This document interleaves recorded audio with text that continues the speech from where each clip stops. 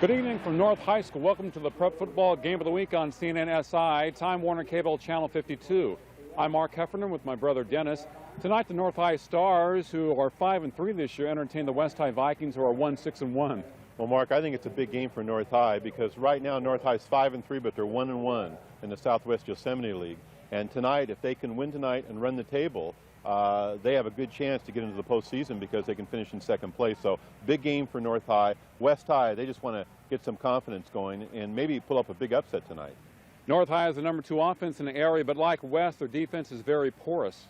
Well, Mark, tonight's game for West High, they want to run the football. And for North, they definitely are going to run the football because West High is 23rd against the run, and there's only 24 teams in the whole county. So if you're North High, you're going to run Krellin, the good tailback. He's going to come up the middle. And they just want to dominate the line of scrimmage, and I think if they can do that, they'll be successful. And Krellin has over 1,000 yards rushing this year for North High. Tonight from North High, it's North and West on CNN-SI, Time Warner Cable, Channel 52.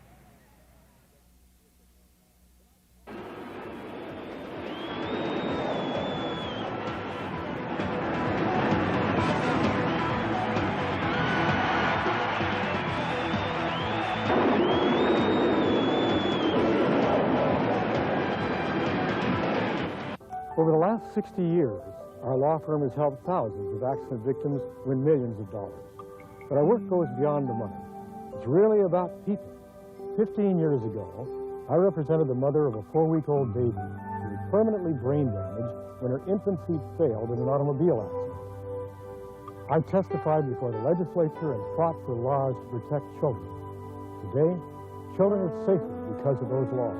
When you need us, we'll be there. Have you videotaped a special event that just has to be shared with your friends and relatives? Then Time Warner Productions is the only place you'll need to go for quality on-time duplication. We'll take your videotape and transfer it to whatever format you want and make enough copies for everyone on your list. We'll even convert your foreign videotapes to meet American standards, as well as convert your videos to send overseas. Just stop by Time Warner Productions in the Time Warner Cable office on Select Avenue and tell us, I need a dub. It's fast, easy, and the only way to go to get multiple copies of your videos.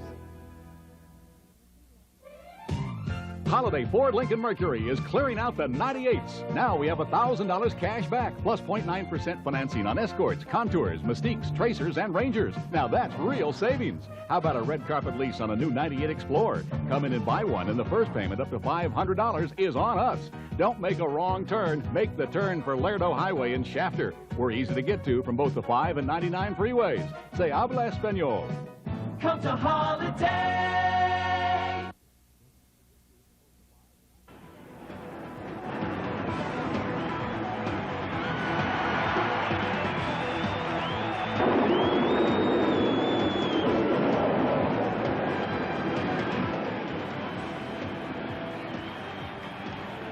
Tonight, from North High School, the Stars will take on the West High Vikings in the second to last of the regular season games this year.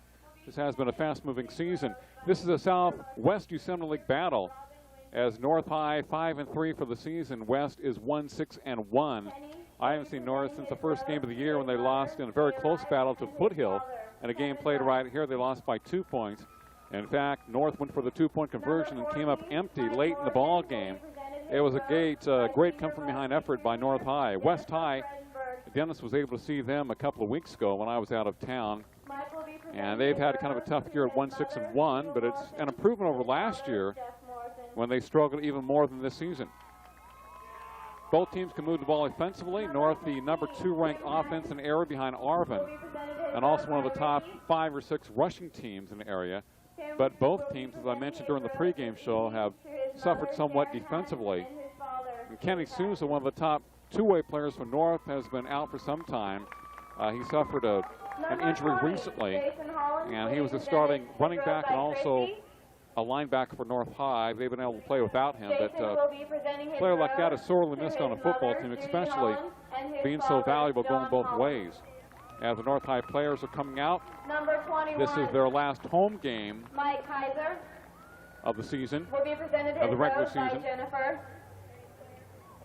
And the players' parents are out there on the sidelines. Players are presenting a rose to their mother and fathers who are in attendance.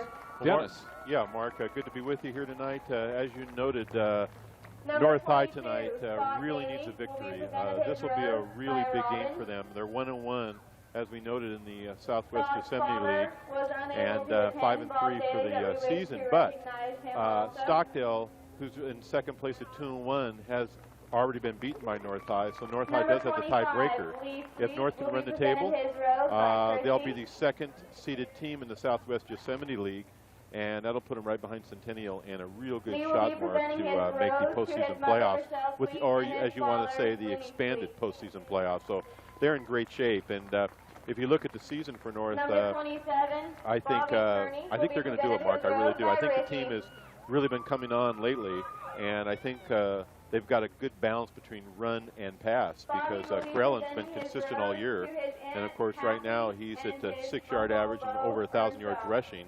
But they've also had some balance, because they've been throwing the ball very effectively, and Hatton's been very good. He's thrown for over 800 yards this year, Mark, and 11 TDs, and he's completed over 50% of his passes. So they do have a balance, even though when you think of a North High team, you think of O'Brien running the football between the tackles and being real physical.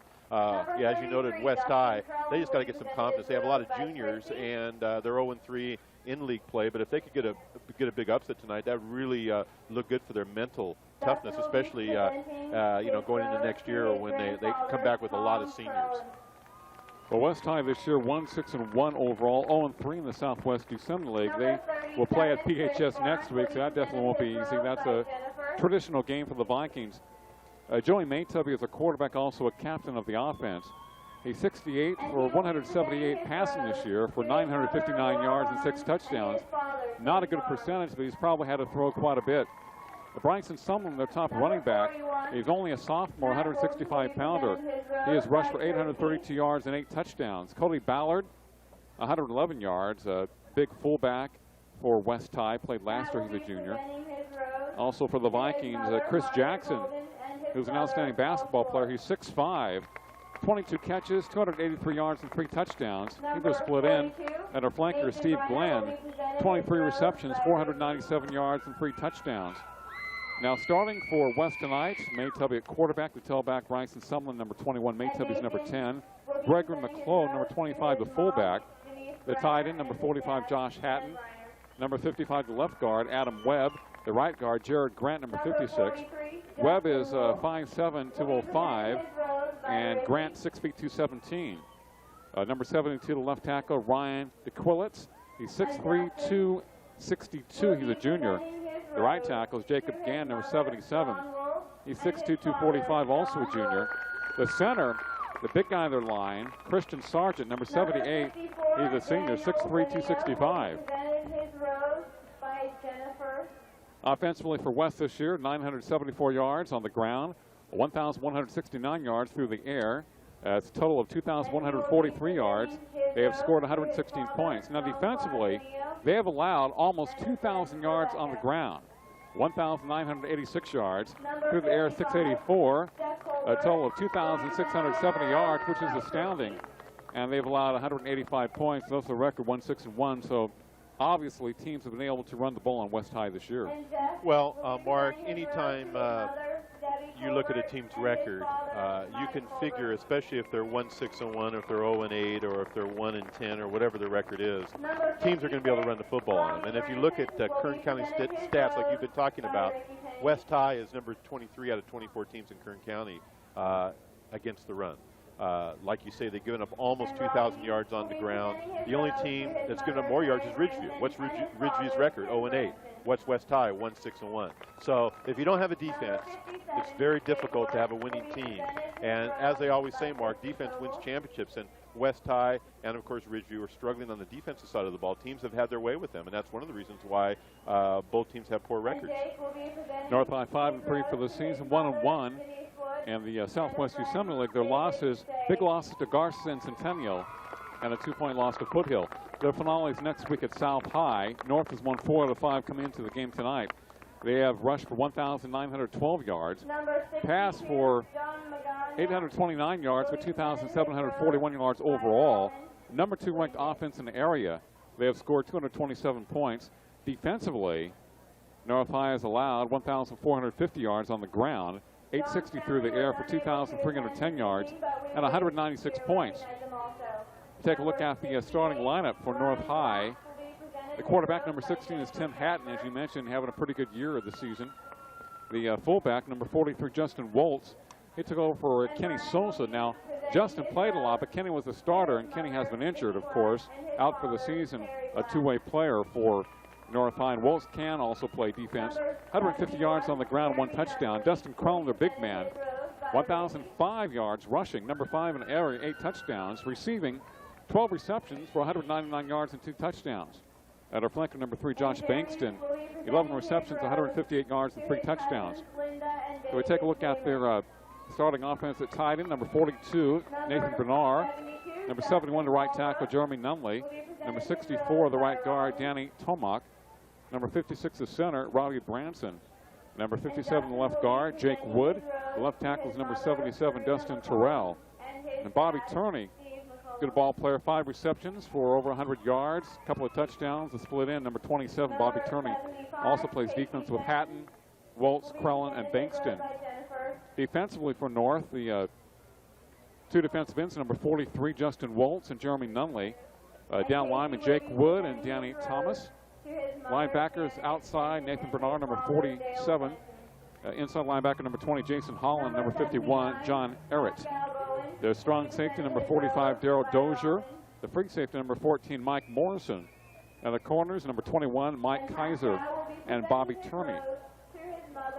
Scott Daly, the kicker for North High. So, as we talked about, North, primarily a run-oriented team, but they have passed effectively in games this year. West High has not been able to run the football, so they have to pass. But you can move the ball on each team. You're right about that, Mark. But the difference is that North High is 5-3 and still has a chance to make postseason playoffs, where West High is in a situation where they're really playing out the string. They're trying to build some confidence for next year, especially with a lot of juniors, on their roster. The thing I like about North High, Mark, is that they've really had a consistent ground game this year, and O'Brien really has done a fine job, getting the run-oriented attack working effectively since he's been there. They like to come up with a big offensive line, and Crellin's really had a great season. I mean, he's had over 1,000 yards, still got some more games left. He could literally have close to 1,500 yards before the year's over, and of course, if they get into the playoffs, maybe more yards than that. So North High really, I think the program's really on the upswing. I think that they're getting more guys out for the team the last couple of years. They have more size on the line, and I really kind of like the way the program's headed. But Dustin Crone is a very hard runner, a punishing runner. He gives it his all. He's an outstanding player for North High. Can run back kicks, receive the ball, run with it, and a very key man for North High, number 33. You will see his name mentioned, and also he laying down the body quite a bit tonight for North High.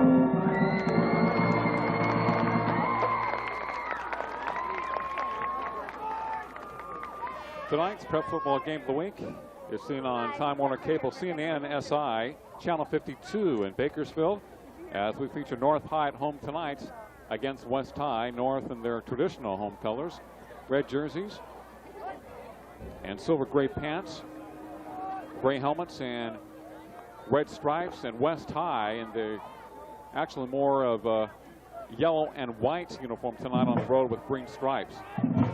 West with a tough year, Dennis, at 1-6-1, but they haven't improved over last year. Well, they really have, Mark, and I think the team has not given up. And I said the same thing about Ridgeview, who's 0-8. I really felt Ridgeview has really played hard. Last week, North only beat 28-21. They haven't given up, and they played really aggressive.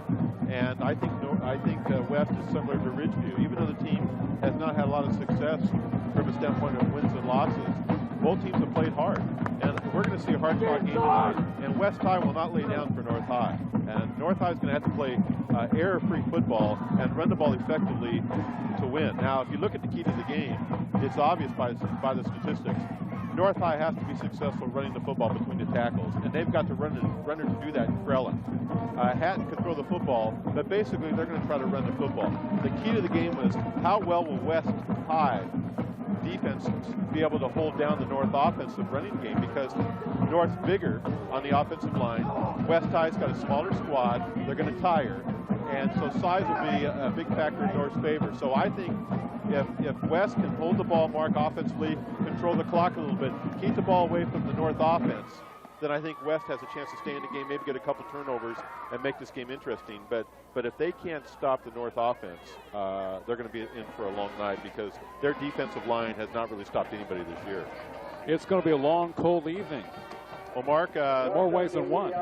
That's football in the fall in Bakersfield. But, you know, there's something about looking at a football game. I love to see red jerseys on football players. I just love the color red. It's my favorite color. I don't care about blue. I don't care about gold. I like to see red. I like to see blood. Well, you must like Bakersfield College then. Hey, Mark, this is football. Of course, my favorite college team has the colors blue and gold. My second favorite team has the colors red and blue. Northline West tonight from North High School at North. They are rocking and rolling. Oh, yeah. This is a rock and roll joint, this North High. I'll tell you, we've been here once before this year, and these fans and these players and these parents are ready to rock and roll. Mark, you better get in with it. Have you practiced your two-step lately?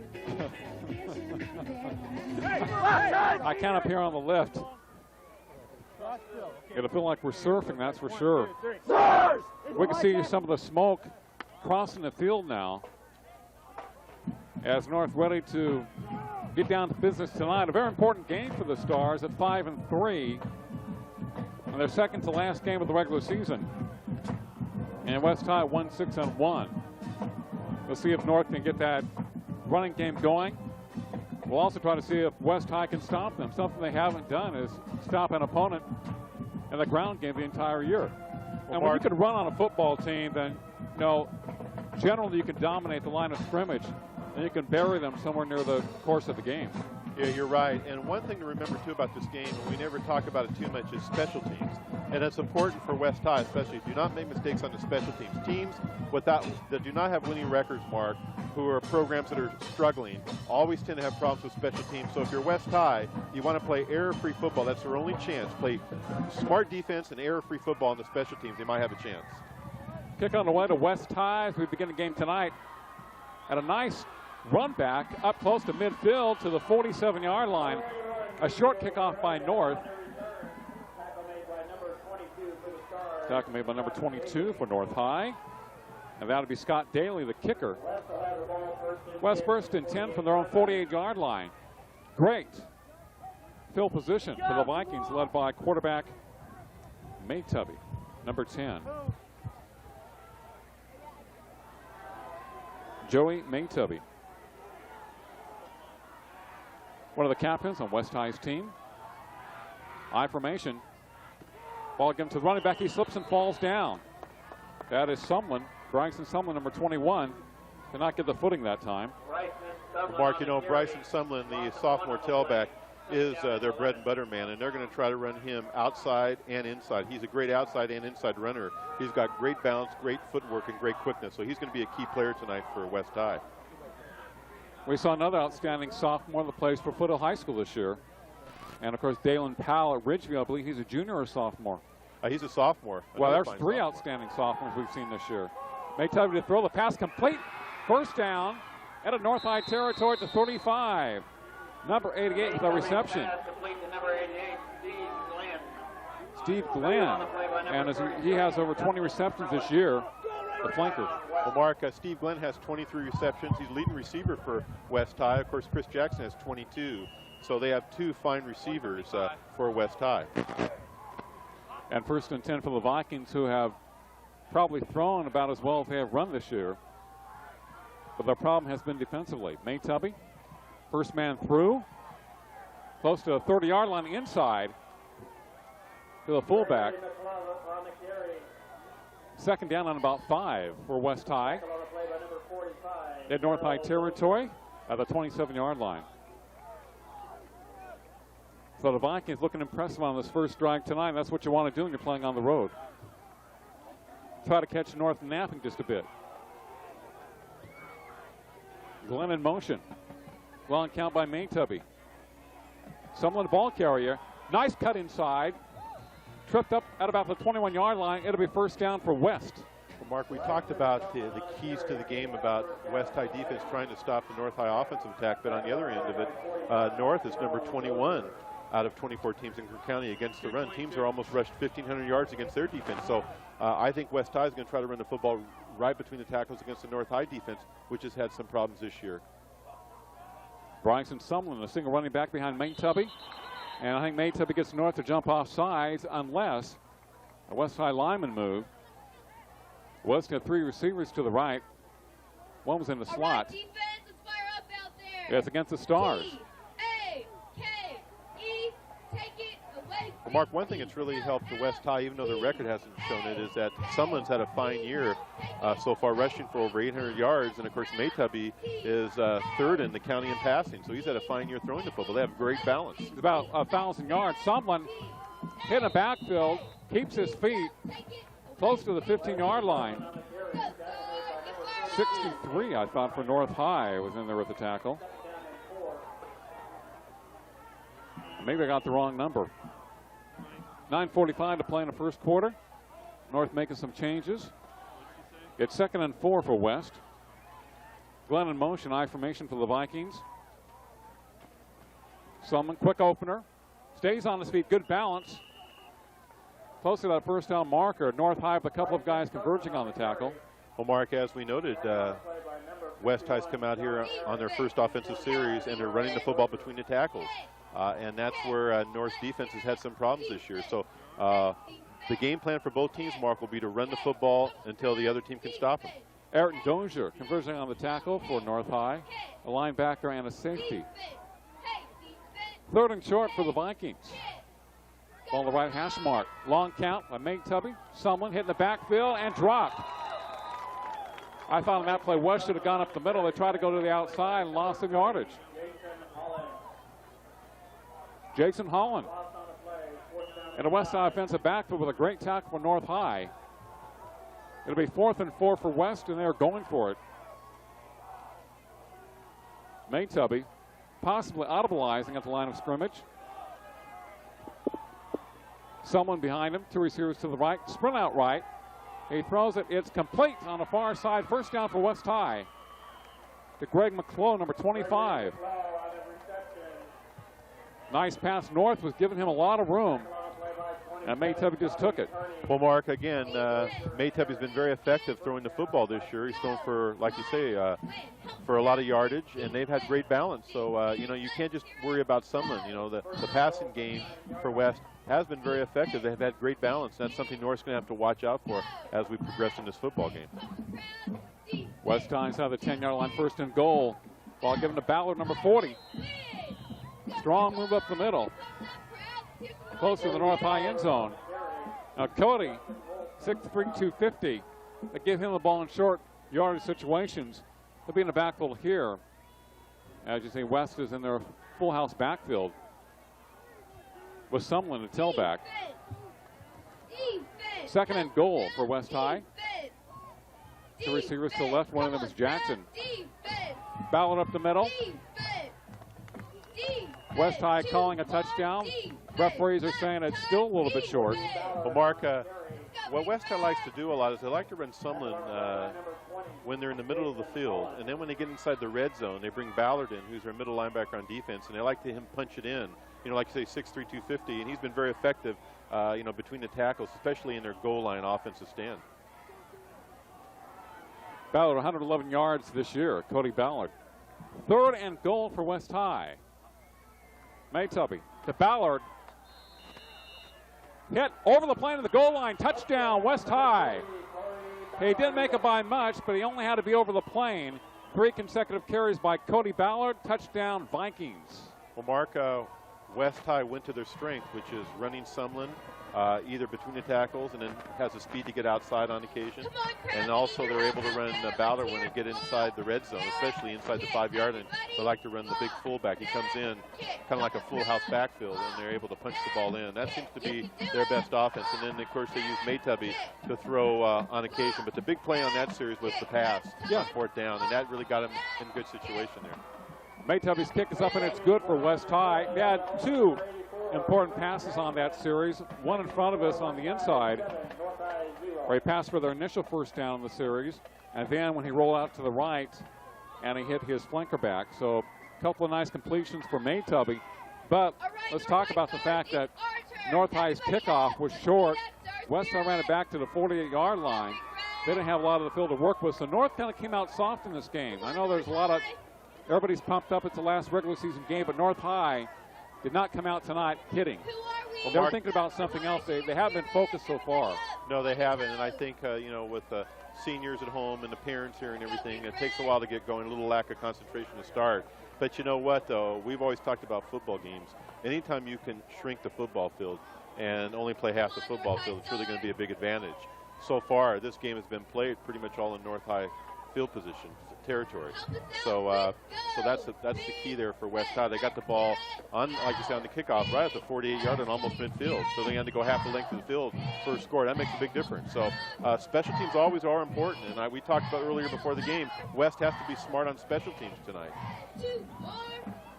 And the ball comes to number 45 for North High up the middle. 30-yard line, 35-40. Stays on his feet, he's down.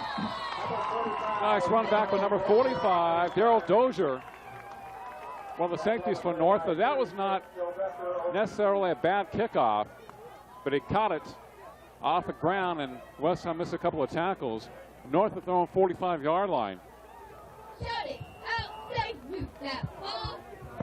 Move that ball, let's hear it. Shout it out, say move that ball. We see the statistics for Daryl Dozier this year, North High. 1st and 10 for the Stars. A man in motion. Tim Hatton, the quarterback. Dustin Crellin.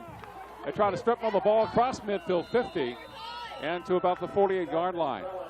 Dustin Crellin, who has over 1,000 yards rushing coming into the game, and also a fine receiver for the Stars.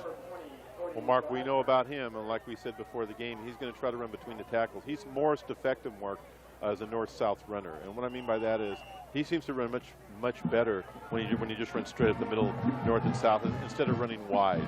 He's just much more effective, has more power, seems to have more balance when he runs north and south. Crellin for North. 2nd and 3 for the Stars. Crellin, 1st down and more to the 40. Powers his way to about the 37-yard line. Dustin Crellin.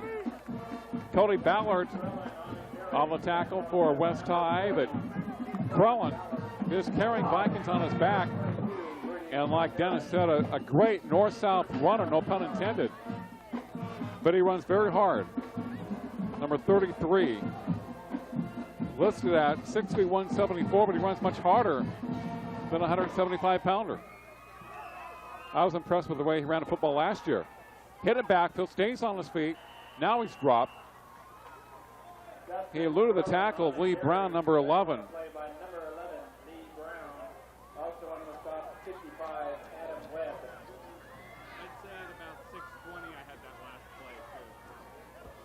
Webb making the tackle for West High. Brown slowed him up, but it didn't bring Crellin down.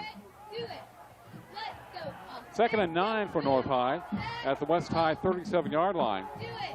North moving left to right here in the first quarter. It's 7-0 West. As the Vikings strike first tonight.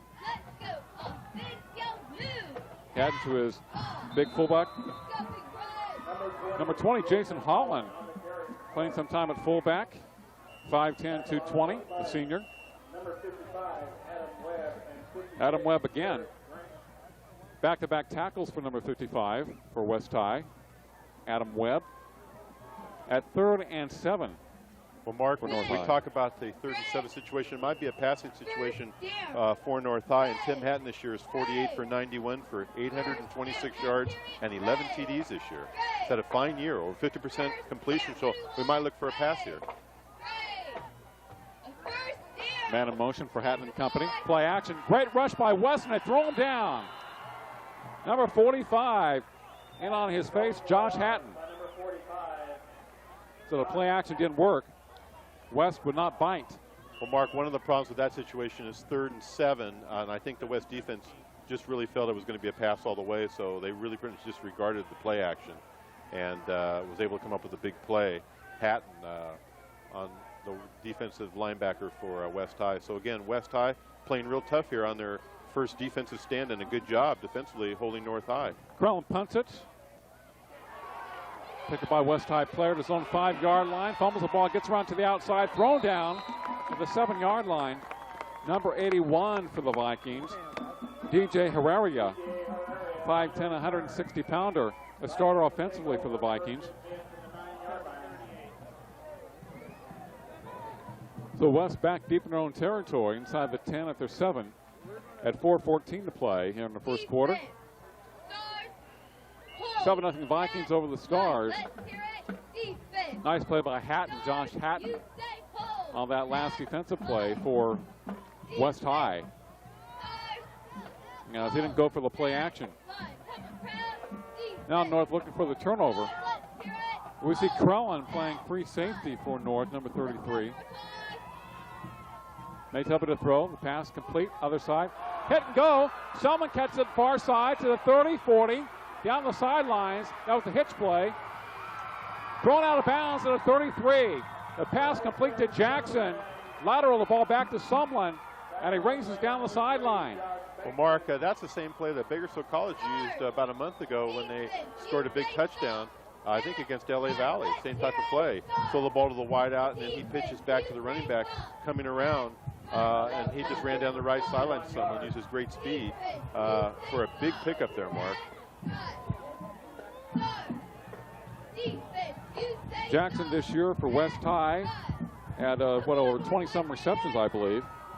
283 yards. Mark, he has touchdowns. 22 receptions for 280 yards and 3 TDs. The pass complete to Glenn. The forward progress should be to the North High 29-yard line. They drive him back. But a short throw by Maytubby as he is loosening up that North High defense, really giving them a lot of looks tonight. Well, Mark, Glenn's receivings have been very effective this year. 23 receptions for 497 yards, 3 TDs, 21.6 average. Yeah, a great average of 21 yards. So for West High, 2nd and 8 from the North High 31-yard line. Glenn in motion for the Vikings, I formation behind Maytubby. Maytubby lost it down the sidelines for Jackson. Incomplete. Nice defensive play. Chris Jackson, number 84, tried to take advantage of his height at 6'5". Probably going against the DB who's about 5'11". But a pass was thrown a little bit inside, and he had to reach over the back of number 3, Josh Bankston. And Josh is about 5'11", so definitely Jackson have a height advantage there. He does over most DBs, and in fact, probably all DBs. He's out to the right side. 3rd down for West High. Pitch back to Sumlin. Tries to get to the outside. And driven down by number 45. Great play for North High. Daryl Dozier forced Sumlin to the outside. They couldn't cut back across the middle, and he lose some yardage. Well, Mark, the North defense really strung that out well. It was they saw it coming. Yeah, it wasn't disguised very well, and they strung Sumlin out, and they were able to come up and make the tackle. But, you know, that was a 62-yard play there, Mark. The pass to the flat, then the pitch back to Sumlin down the right sideline. It went for 62 yards, and that was a fine play by West High to get them in scoring position. But they were bogged down. Now they have to punt here on 4th down. Another fake. Nate Tubby tried to throw it on 4th down. He's also the punter. He had a man open, number 25, Craig McClough, but the pass was led a little bit too much. And number 25 was open on the play. So North High living dangerously defensively. Well, Mark, I think in that situation, he had plenty of time, and it looked like Maytubby rushed the ball. The receiver had not quite made his cut over the middle yet, and he threw the ball before he was ready for it and just overthrew him a little bit. And that was a situation where he'd waited just a little bit longer. It would have been a completion and a 1st down. I think he could have lofted the pass a little bit more. He kind of threw it on the line, going to a very short receiver. But nevertheless, North High takes over at their own 34-yard line. 2:08 to play 1st quarter. West High 7 and North nothing. Patton to Krellin. Look at that foot moving. Midfield 50. He's to the 40-yard line. Will he be caught from behind? 20. Dragged down at the 12-yard line. Number 20th attack for West. Cody Glasner. He shows some great speed, but a fine run by Krellin. Kind of picked his way through the opening. Broke to the outside.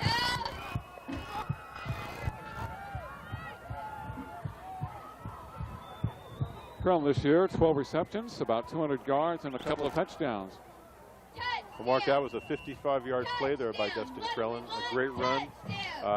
Went off right tackle and then cut to the outside and was a foot race down the right sideline and was able to make a 55-yard run out of it before he was brought down at about the 10-yard line. Inside handoff. And West High Vikings defense up to the task. Krellin, after running a 55-yard play, comes back and is stopped short, about a yard or two loss. Well, Mark, West has been tough down here. Second time North's been knocking at the door, and now we're down here again if you're North High, and West High defense is trying to rise to the occasion again to maybe keep North High out of the end zone. We'll see what they can do.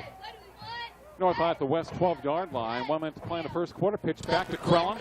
Looking for the cut inside. Now goes outside. West rings it out and brings him down inside the 10 at the 9. Excellent job by the West High D. They contained Krellin very well in that run. He thought about cutting it inside. They were there. Then he decided to go to the outside, and they were there. They just kind of strung it out very well. And for North High, they're at the 9-yard line. 3rd down for North as the clock is expiring here in the 1st quarter. Well, Mark, we talked about the West High defense and the fact that they were 23rd out of 24 teams against the run, but in this game, they're playing very emotional, very inspired, and they came to play tonight. Quarterback to throw, and he's sacked at the 15-yard line. Number 20 in there for West High. Cody Glasner had a couple of big plays of late in the series. So North High quarterback, Tim Hatton, has been sacked twice tonight. And on 4th down, I guess North will be going for a field goal. Again, good pressure by the West interior line. North was in a passing situation. Hatton took about a 5-step drop. Probably took a little bit too much time on that play, Mark. And West was able to come in and make the big sack. After one, it's West High 7, North nothing. You're watching the Prep Football Game of the Week on CNNSI, Time Warner Cable, Channel 52.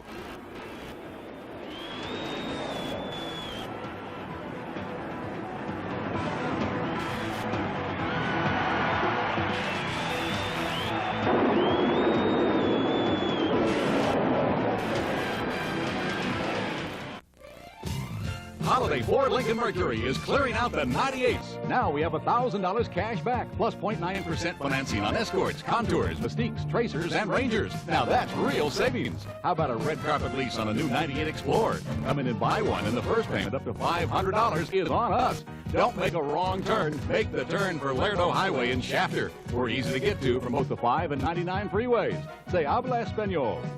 Come to Holiday.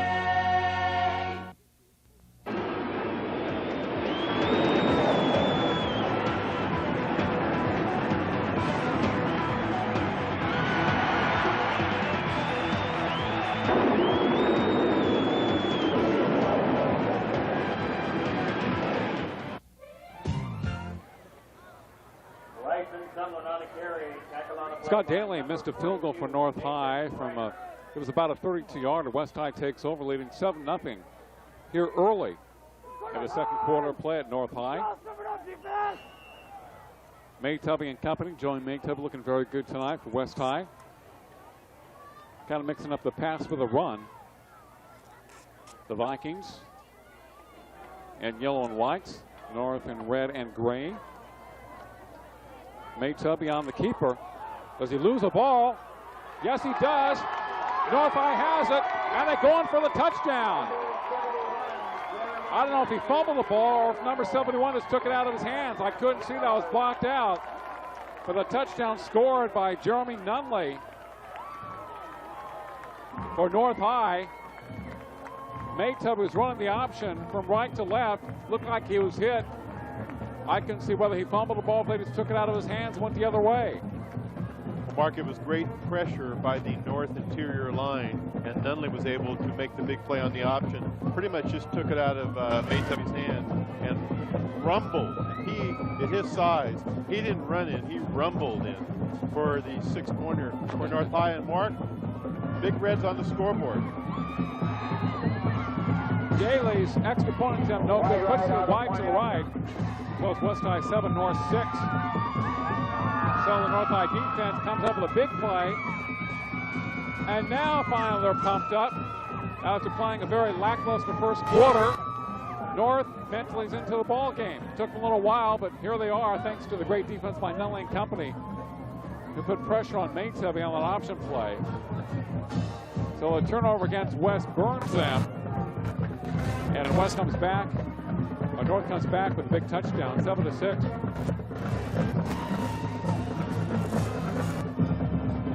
So Stars will be kicking off to the Vikings.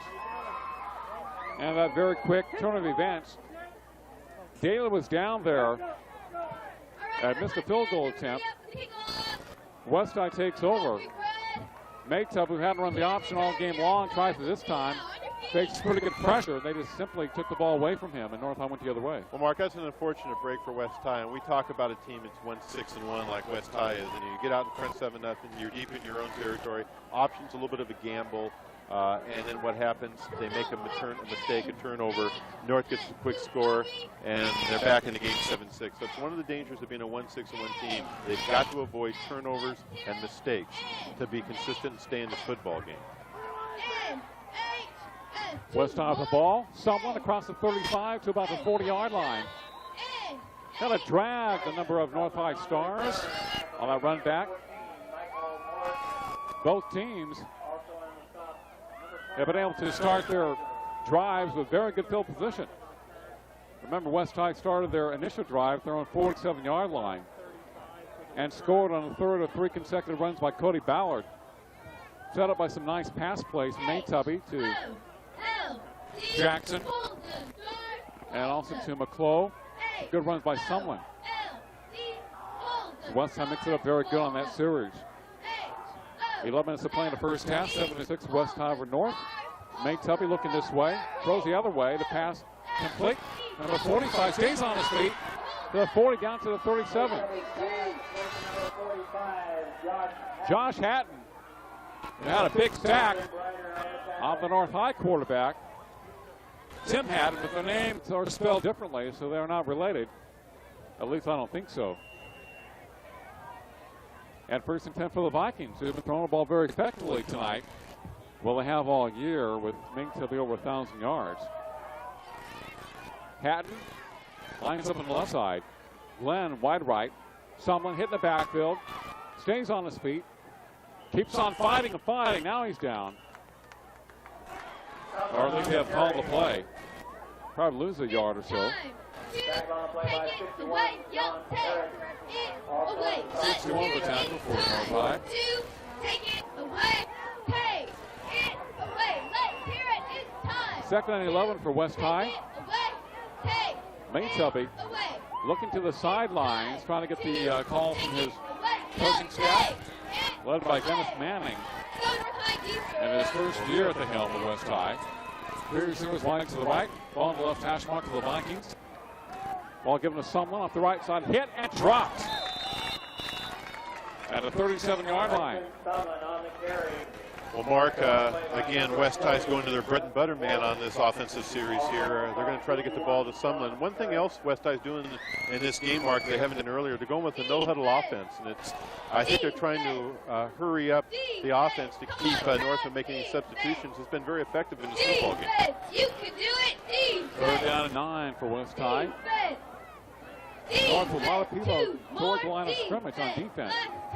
Nate Tubby drops back, lost it for Glenn. Great catch! Touchdown Vikings! One-handed job by Glenn at the 5 or 10-yard line as he beat the North High DBs, who, as I said, were playing up very close. They utilized his speed.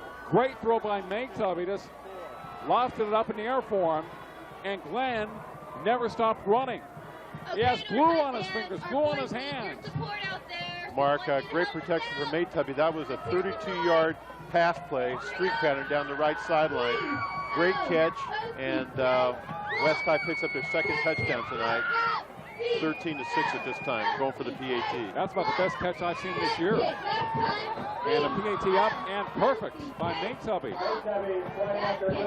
So West High definitely impressing me tonight. It's hard for me to believe the 1-6-1 this year. I haven't seen them play. I've been impressed with their offense. Nate Tubby looks very good at quarterback. Of course, his one turnover led to North High's 6 points this evening. But he's mixed up the pass and run very well.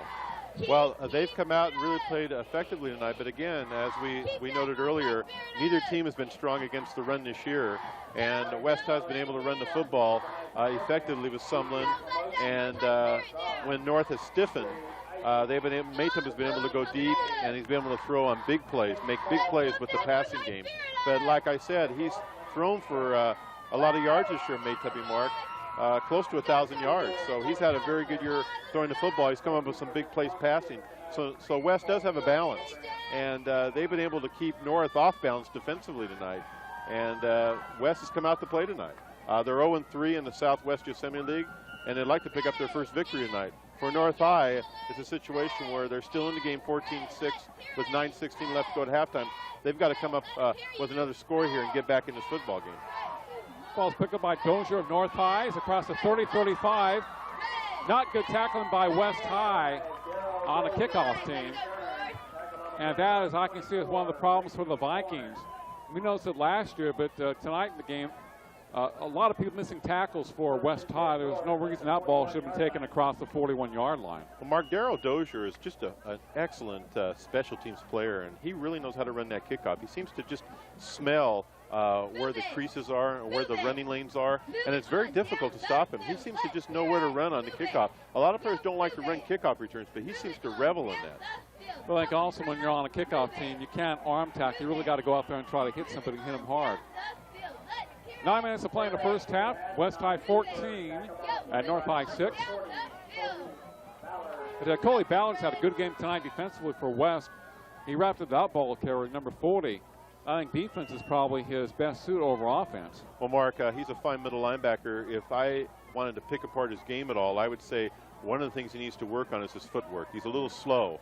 And for 6'3", 250, he might be better off to lose maybe 10 or 15 pounds, get a little more quickness, because I don't think he's quite carrying 250 that well, especially if you want to look beyond high school. Right. Hatton McCrellin has a good opening. Nice cut back. Close to midfield. I think he'd be shy of the first down. Give the ball to Dustin Crellin, number 33. Well, Mark, DJ Herrera made the stop, but not before. A first down by Dustin Crellin, who, Mark, has gained over 1,000 yards this season, and he's already moving in, Mark, on 100 yards for this game. Well, it's going to be third and a long one for North High, as the ball is just inside the 50 in North High territory. That's where his knee hit down, so they don't give him the forward progress. Josh Bankston wide to the left for North. Tim Hatton, long count for North. Crellin leaps for the first down. The attack by number 81 for West High, DJ Herrera. But a first and 10 for the Stars. As number 33, Crellin, picks up the first, leaping over the pile. Well, Mark, we talked about Cody Ballard, middle linebacker, but another player who's played very well for West tonight defensively is number 55, Adam Webb. He's a senior outside linebacker, 5'7", 205. And he's been very difficult to move out against the run. Built low to the ground. Krell off the right side. Look at him run. Puts his head down inside of 45 to about the 42. Now he ran left. This time he runs right. Cody Ballard making the tackle again. Playing a great game. Limping somewhat as it goes off the field. Number 40, but it must be hopefully just a cramp. Mark, one of the key players tonight for North on the offensive line is Dustin Terrell, number 77, who had that big touchdown on the fumble recovery. He's done a fine job, offensive tackle for North High tonight, Dustin Terrell. Barnes wide to left for North. The ball given to number 40. Woltz on the carry for North High. Mark, Dustin Terrell, I didn't get to mention earlier, he's 6'5", 283, so as a junior. And he's got great size in the offensive line right tackle. And they're running behind him a lot tonight. He is really what I would call decleating some of those West defenders. And he's creating some great running lanes for Krellen tonight. That's been very effective for North High, running behind that fine junior offensive tackle. Big boy, 6'5", 283. He's only a junior. Wow. 3rd and 3 for the Stars, West High territory. Dozier the ball carry. Look at that good run, 35-30. And a drive from out of bounds on the far side inside the 25 to about the 20. Mark, where'd they go again? Off the right side behind Dustin Krellen again. Not Dustin Krellen, Dustin Terrell, excuse me. Again, they're running behind the right tackle off the right side, and he's a big kid at 6'5", 283, and he's just mowing him down. And I think North has found a very good area to run tonight. It's been very effective. He's just opening up the big holes there. That Dustin Terrell, the offensive right tackle. 1st and 10 for the Stars inside the West High 20-yard line. 5:42 to play in the first half. Dozier, a great spin move, stays on his feet. Goes inside of 15 to about the 13. Dozier showing a great effort there. 2nd and 3 effort.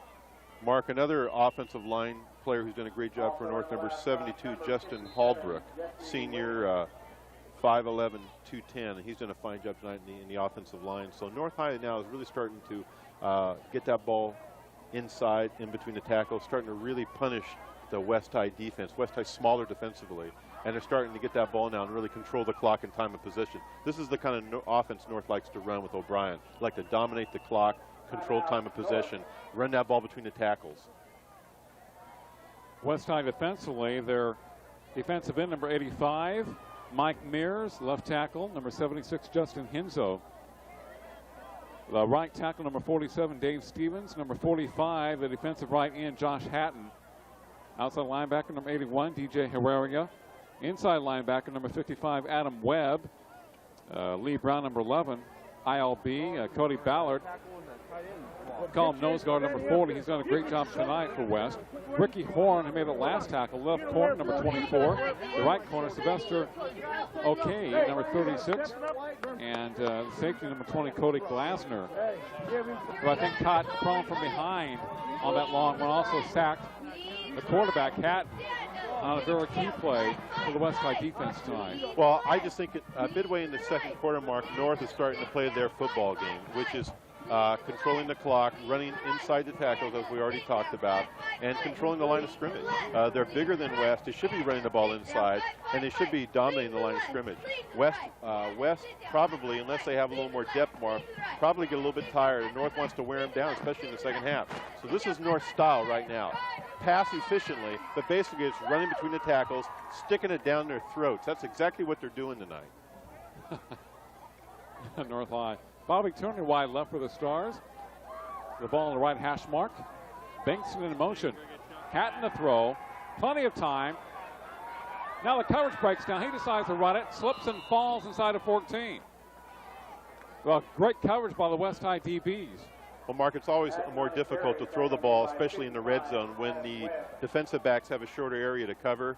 And it's always more difficult for a quarterback to see anybody who's open. And so I was kind of surprised they were trying to throw in that situation. They've been very effective running the football. And now they get down the red zone, they try to throw. I think O'Brien ought to go back to what they'd like to do, which is run the football. Let's run it. Big Red. Barnes, number 37, wide left. Bingston slot left for North High. High formation behind Patton. Ball given to Dustin Crellin to the 10-yard line. Great cut. Touchdown, North High. Well, definitely Dustin Crellin has great acceleration. And he definitely knows how to run behind blocks. He made a great cut from left to right at the 8-yard line as he had a block downfield by one of his split ends. But he knows how to smell an opening and smell the end zone. Crellin this year with, I think, 8 touchdowns coming into the game. Well, Mark, of course, had over 1,000 yards. Right, Mark, and he's just explosive when he runs the ball at the line of scrimmage. When he sees an opening, he just explodes in there. But again, Hallbrook did a fine job that time setting up a nice block for Crellin. He ran behind Hallbrook's block. Hallbrook, the offensive left tackle. So again, North High doing the job, Mark, on the offensive line, starting to dominate that smaller West High defense. And, you know, again, that was very effective for North High. Just run the football. You know, you're playing against a team that's had a difficult time stopping the run all year. And here in the second quarter, I think North is really starting to dominate on the line of scrimmage. And that's what they have to do, and we talked about that. 14-12, I think they're discussing whether they should go for 2 or not. There's a lot of time left in the football game. I don't think it really matters, but I guess they might as well go for 2 because even at 14-12, an extra point's not going to matter a lot anyway in this situation. So I would just take the ball and run it again. Well, Crellin had been out of the ball game for a couple of plays, and he came back, and what an impact he made on that run. Well, 1 or 2 points don't matter here. You're still, with 2 points, you're tied. 1 point, you're still 1 point behind. A field goal would win the game for you anyway. If you were behind 14-12, you still win the game 15-14. So it doesn't really matter whether you make this or not. I mean, you might as well go for it. It's not going to hurt you if you don't make it. Patton with a long count. Holland and Crellin behind him. Ball given to Crellin off the right side. And for the 2 points, Dustin Crellin, number 33 for the Stars. And we have a tie ball game.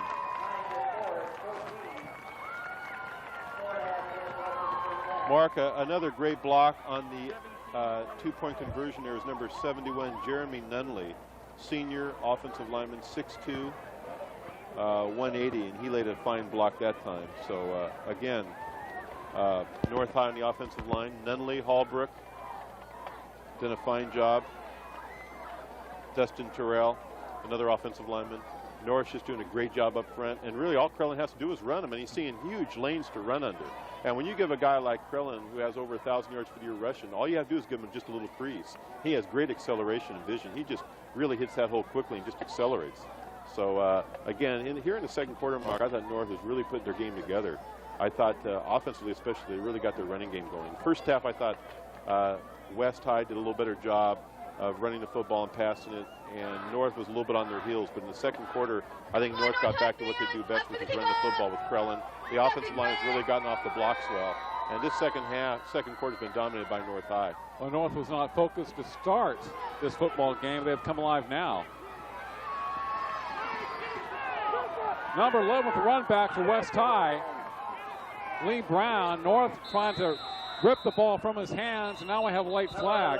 Lee Brown on the return. Flags on the field. Lee Brown dancing his way across the 40 to about the 43. And a lot of players getting into that particular play. And we'll see who the personal foul is against. It appears to be against the Vikings. 4:18 to play in the first half. West High 14, North High 14. Well, Mark, we're in a situation now with a little more than 4 minutes left before halftime.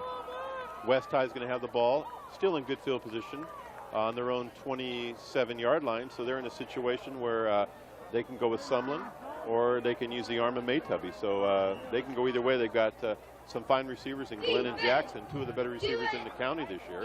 So Maytubby's got a lot of arsenal at his disposal. Yeah, and 3 of those receivers will line up wide left. Someone behind Joey Maytubby, number 10. Maytubby, ball is hit. Comes back to Maytubby. He just knocks it down. It could have been picked off by the Stars. And they talk about North High. I think their most impressive victory this year was that 20-point win over Stockdale. who's only lost twice this season. And that is a very key win for North, because if they win tonight, Stockdale's got to play Centennial next week. And even if Stockdale beats Centennial, if North runs the table in the rest of their games, they'll still get second place by virtue of the tiebreaker by beating Stockdale head on. So North's in great shape. They just win the rest of their games. They're in the playoffs. Well, Stockdale's 7-2 this year. Ball given to someone. Made a nice move across the 37-yard line before slipping and falling down. Turney, the closest man for North to him. Someone, number 21. He's had a little trouble with the North High turf tonight. He likes to make those quick moves. And the turf so far has not been conducive to his attempted moves. 3rd and 1 for West High at their own 36-yard line. Quarterback keeper by Maytubby. First down for West across the 40 to about the 42. And apparently fumbles on the play. North High recovers. I thought for sure they had blown the whistle. And I guess he was leaning forward for some extra yardage. And he turned the ball over again. Well, Mark, on the option earlier, when Maytubby was running the option early in the second quarter, a fumble recovery by Terrell takes it all the way in for a score. And now a situation here, another fumble by the West offense sets North High up in good field position inside the 50-yard line of West High, actually about the 44-yard line. So again, West High making some mistakes here in the first half, Mark, that have been very costly. You can't do that when you're playing a good team like North High. North of the West 44-yard line, Crellin hit and dropped. Had a couple of help. Brown hit him, number 11. Then he received some assistance from a couple of other Vikings before Crellin could get off to the races. Mark, another offensive line we haven't talked too much tonight for North High. Robert Branson, senior, 5'10", 160, plays the offensive line. A little small, but does a fine job in there. So again, North High, those are some of the offensive linemen doing a fine job. Hallbrook, Terrell, some of the players we talked about earlier doing a fine job. Bankston wide left for North, split back to Manhattan. He throws it. It's intercepted by Brown. Going down the left sidelines, midfield 50, has some blocks 40. And finally driven down to 30-yard line. The ball is intended for Turney, thrown slightly behind him. It was popped in the air. And Lee Brown, number 11, at the right place at the right time. And now he takes it deep into North High territory. Well, yeah, Mark, like you say, Tierney almost had it, but Lee Brown made the nice interception. Just kind of ricocheted off Tierney, and Brown was there, the right place at the right time. Took the ball off the rebound and then made a nice run down the left sideline and puts West High in good field position here at the North 25-yard line. 1st and 10 with 2:47 left before halftime. Cody Ballard across the 20 and to the 17-yard line. Pounding over North High Stars defenders. Well, Mark, Dustin Crellin had to make the tackle there on Cody Ballard. It's tough making a tackle on someone who weighs 250. And Dustin Crellin really felt that, playing defensive back, had to come up and make the tackle on a big, strong 250-pound fullback like Cody Ballard. 2nd and about 2 for West. Ballard again has a first down inside the 15 to about the 14.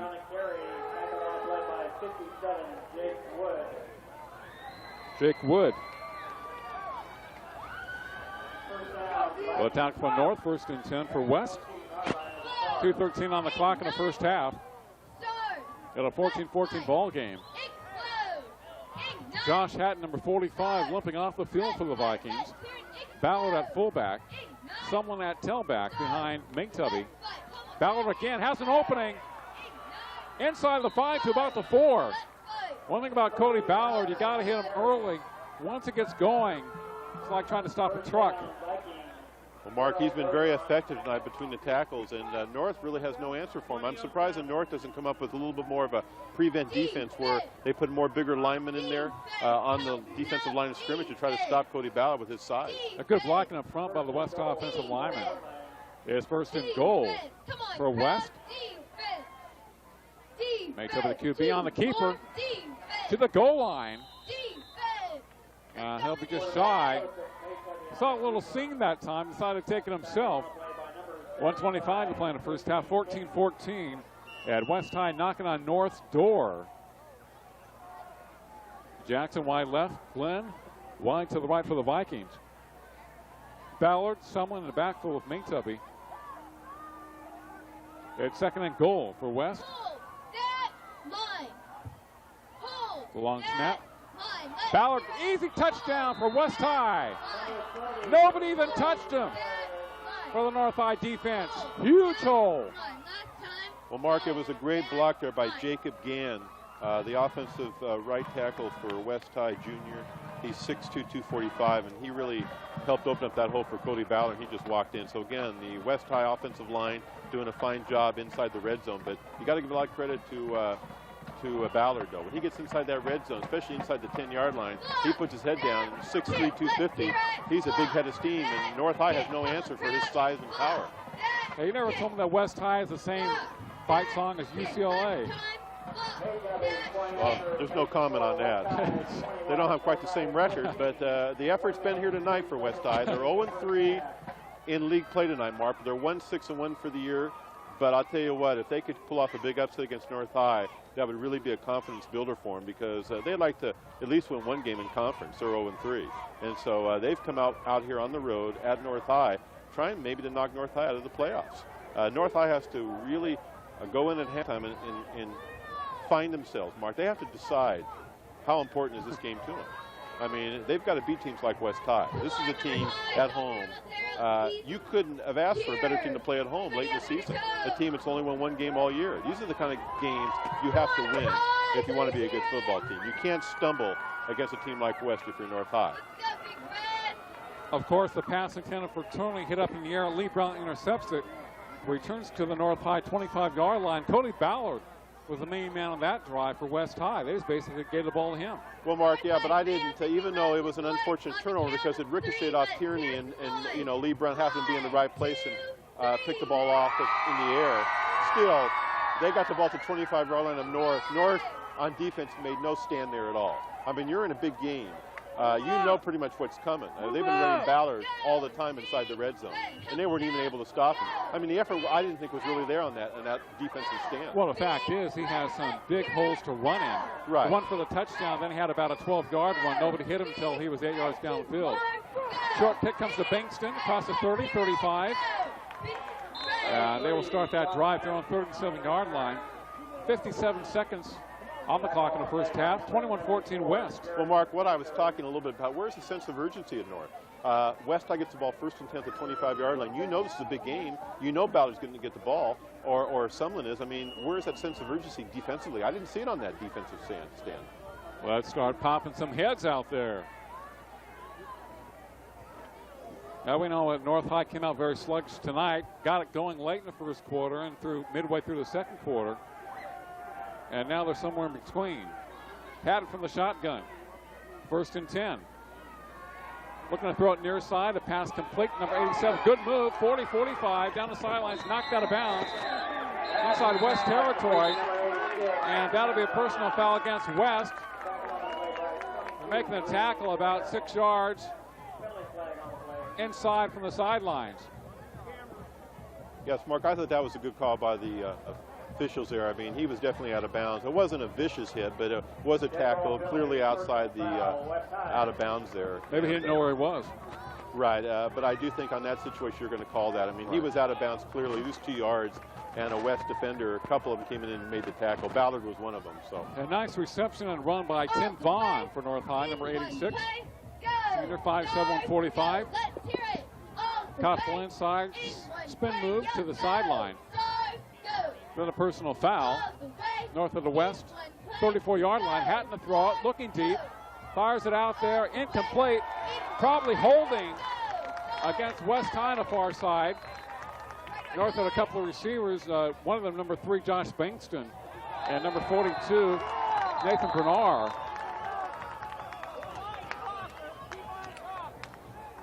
Well, Mark, there was some bumping contact there between the receiver and Ricky Horn, the defensive left corner. When the ball's up in the air, yes. Right, so it looks like it's pass interference against the defense. Horn on that play, the left corner for West High. I'll tell you, Mark, and we talked earlier about Hatton, and he's been a very effective passer this year. Hasn't thrown a lot, but when he has thrown, he's completed over 50% of his passes for 11 TDs. So even though North High's a running team, has been able to throw the ball when they've needed it, and he's been successful. Well, after that short reception, West High has a personal foul against them for a tackle on the sideline. And now, it's a pass interference or defensive holding against West. That takes the ball to the 10-yard line. So West takes the lead of 21-14, and they have been assisting North High in this drive. Well, Mark, again, when you're 1-6-1, you find ways to put yourselves in trouble. And in this situation, the West defense, like you say, the personal foul, tackling out of bounds, and then the pass interference. I mean, it's just a situation where you just cannot make the mistakes. They've made a ton of mistakes here in the first half, but I'll tell you, Mark, the offense has done a good job for West. They've played hard, and they're leading 21-14 with only 45 seconds left to go at halftime. But again, the defense has hurt them here on this drive. The West defense, that is, against North by making really some silly mistakes. Well, we talked about the fact that West High have moved the ball offensively this year. They had a pretty good passing attack. They've run the ball effectively, but their defense is right towards the bottom. So we're not seeing anything new for their team. I've been impressed with the way they've moved the ball offensively, but not necessarily with their defense. But in this case, it's a kind of a scenario of really silly plays. Well, I think it's just a lack of discipline and a lack of poise on this drive by West High. They got out in front a little bit, got a little excited, and again, they're just giving it right back. And that's the tell of a team who's inexperienced, young, who doesn't have that confidence, who doesn't win a lot of games, and they're playing kind of that way tonight, a little bit excitable. Okay, first down for North. Krellen, nice cutback, goes to the outside, towards the goal line. Boy, he follows his block so well. North High inside the 5-yard line. 30 seconds to play in the first half. North High quickly up to the ball, but I think now somebody's calling a timeout. Well, Mark, again, he followed the right tackle, Dustin. Timeout West. Dustin Timeout Terrell, Vikings. 6'5", 283-pound right tackle. We talked about him a lot tonight. He was knocked one guy down. He was looking for more guys to block on that play for Krellen. Again, they've been running by him all night. He's been very successful, just blowing that smaller West High defense off the line of scrimmage. But, you know, both teams will be able to move the ball, Mark. Both defenses have been a little bit weak. The strength of these two teams is really offensive. Well, that's the way it's been. Like I said, North High, number 2 as far as yardage in the entire area behind Arvin. And one of the top running teams in the area. West High's moved the ball, but both teams towards the bottom of the heap defensively. So they go from one extreme to the other. Both sides of the pendulum. And it's difficult when you don't have maybe enough players on your squad to have two full teams offensively and defensively.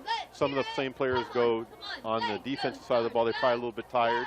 When you're North High and your offense is running the ball real well, some of those players have to turn around and play defense, probably a little bit tired, so it hurts your defense. You need a bigger squad if you want to have two separate teams. Neither one of these teams had that luxury, so they have some players going both ways, and that tends to wear down, especially defensively as the game goes on. That's why both teams are probably struggling a little bit defensively. Second down and goal. With North High, second and goal. 21-14 game in favor of West. With 29 ticks on the clock in the first half. Tim Hatton looking over the defense of the Vikings. Eye formation behind him. Ball given to Krellen, hit in the backfield. Stays on his feet, but dropped by the Vikings. Hatton, number 45 for West, in the backfield, slowed up that play. And Krellen cannot shake the tackle. So North still inside the 5 of the 4. And they call a timeout. It's a third and goal situation for the Stars. At 21 seconds to play in the first half, 21-14 in favor of the Vikings. Well, Mark, I think in this situation here, with 21 seconds left, you're probably looking North High maybe calling 2 plays. They've called the timeout. So if they don't get in on this first play and the clock continues to run, they probably should line up quickly and run another play. So they're probably going over 2 plays right now in case they don't make it on the first play. They're probably calling a secondary play here. But, you know, you could throw the football here, and it would stop the clock. But if you do throw it, you want to throw it in the end zone. So if it's incomplete, the clock will stop. But I wouldn't be surprised if North continues to run the football. They can probably run 2 plays if they run the football. And I think they feel a little more confident running. But, again, you have to worry about that clock. If you don't make it in on the run, you've got to line up quickly and, you know, get one more play in. So you're not going to have a lot of time. And they certainly don't want a field goal here. They want 6, trailing 21-14. North High down by 7 points here. It's 3rd and goal for the Stars. Tim Hatton at quarterback behind that big offensive line. Dustin Crowell up the middle. He's to the goal line. The West High putting up a great barricade. Drives him back. And the clock continues to run.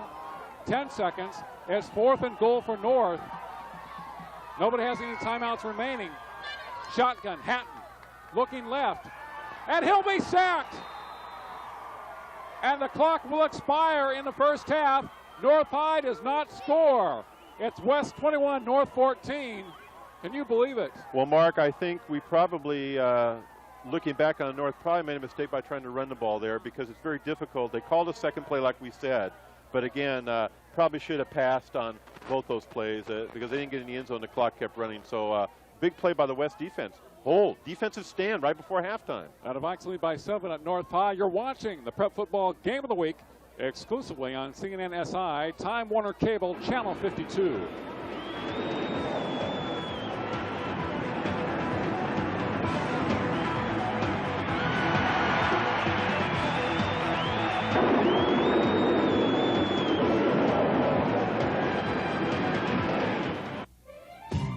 Holiday Ford Lincoln Mercury is clearing out the 98s. Now we have $1,000 cash back, plus 0.9% financing on Escorts, Contours, Mystiques, Tracers, and Rangers. Now that's real savings. How about a red carpet lease on a new 98 Explorer? Come in and buy one, and the first payment up to $500 is on us. Don't make a wrong turn. Make the turn for Lerdo Highway in Shafter. We're easy to get to from both the 5 and 99 freeways. Say habla español. Come to Holiday. Over the last 60 years, Chan Younger has helped thousands of accident victims. Oil field work is some of the most dangerous work around. Many people are seriously injured or killed as a result of faulty equipment and poor safety training. We didn't want this to continue, so we fought until changes in oil field safety were made. Accidents still happen, and when they do, we'll be there for you. Has this ever happened to one of your favorite tapes? How about this? Parts of this tape are damaged forever. Before this happens to your favorite video or home movie, call Time Warner Productions. Time Warner Productions specializes in quality duplications, foreign conversions, and repairs. So before your favorite video cassette becomes your pet's next meal, preserve it by calling Time Warner Productions and get it duplicated. Call 322-1941.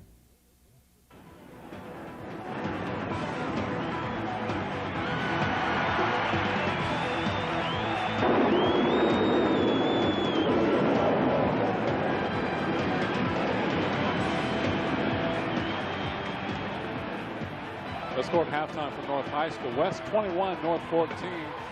As West defense was able to stifle North on that last drive. North quarterback Tim Hatton being sacked at the 15-yard line as time expired in the first half. And West High leads them by 7 at the half. North High this year coming into the game 5-3. And with a fine record in the Southwest Assembly League. West High only won 6-1. But the Vikings have played North very tough tonight. In fact, West got on the board first tonight, 9-10 to play. Had a very impressive first series. Someone had a couple of nice runs, battled with the TD, using Cody at 6'3", 250 with a short Johns up the middle. In fact, he ran the ball 3 consecutive times, scored on a very short one. Made tough with the PAT. It was West 7, North nothing. Josh Hatton came back with a sack on North quarterback Tim Hatton as North was driving to West territory. That was a very key play. West took over. North comes back from a 55-yard run, but Glasner, Cody Glasner with West with a big sack, number 20.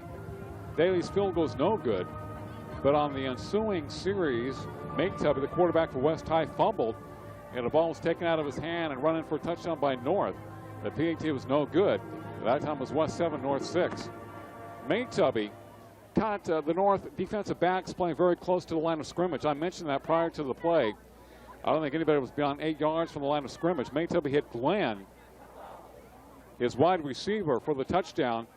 He was actually guarded by 2 people, lofted it perfectly into the air. Glenn with the one-handed catch to the 5-yard line, went in for the touchdown. PAT good. It was West 14, North 6. Crellin comes back, 4:30 mark, the second quarter, with a 10-yard touchdown run, and also had the 2-point conversion. It was 14-14. Maytubby fumbled his own 45, but West got the ball back as Brown intercepted the ball on a pass thrown by Hatton, turns it to the North 25, and then it was Cody Ballard. Cody Ballard. Cody Ballard. And the West offensive line. West scores. Ballard from the 2. And then had a couple of personal foul penalties against West. Gave North the ball deep in the Vikings territory. But the Vikings this time hung on tough. And they lead at 21-14 at halftime over North. As we check out the North High marching band.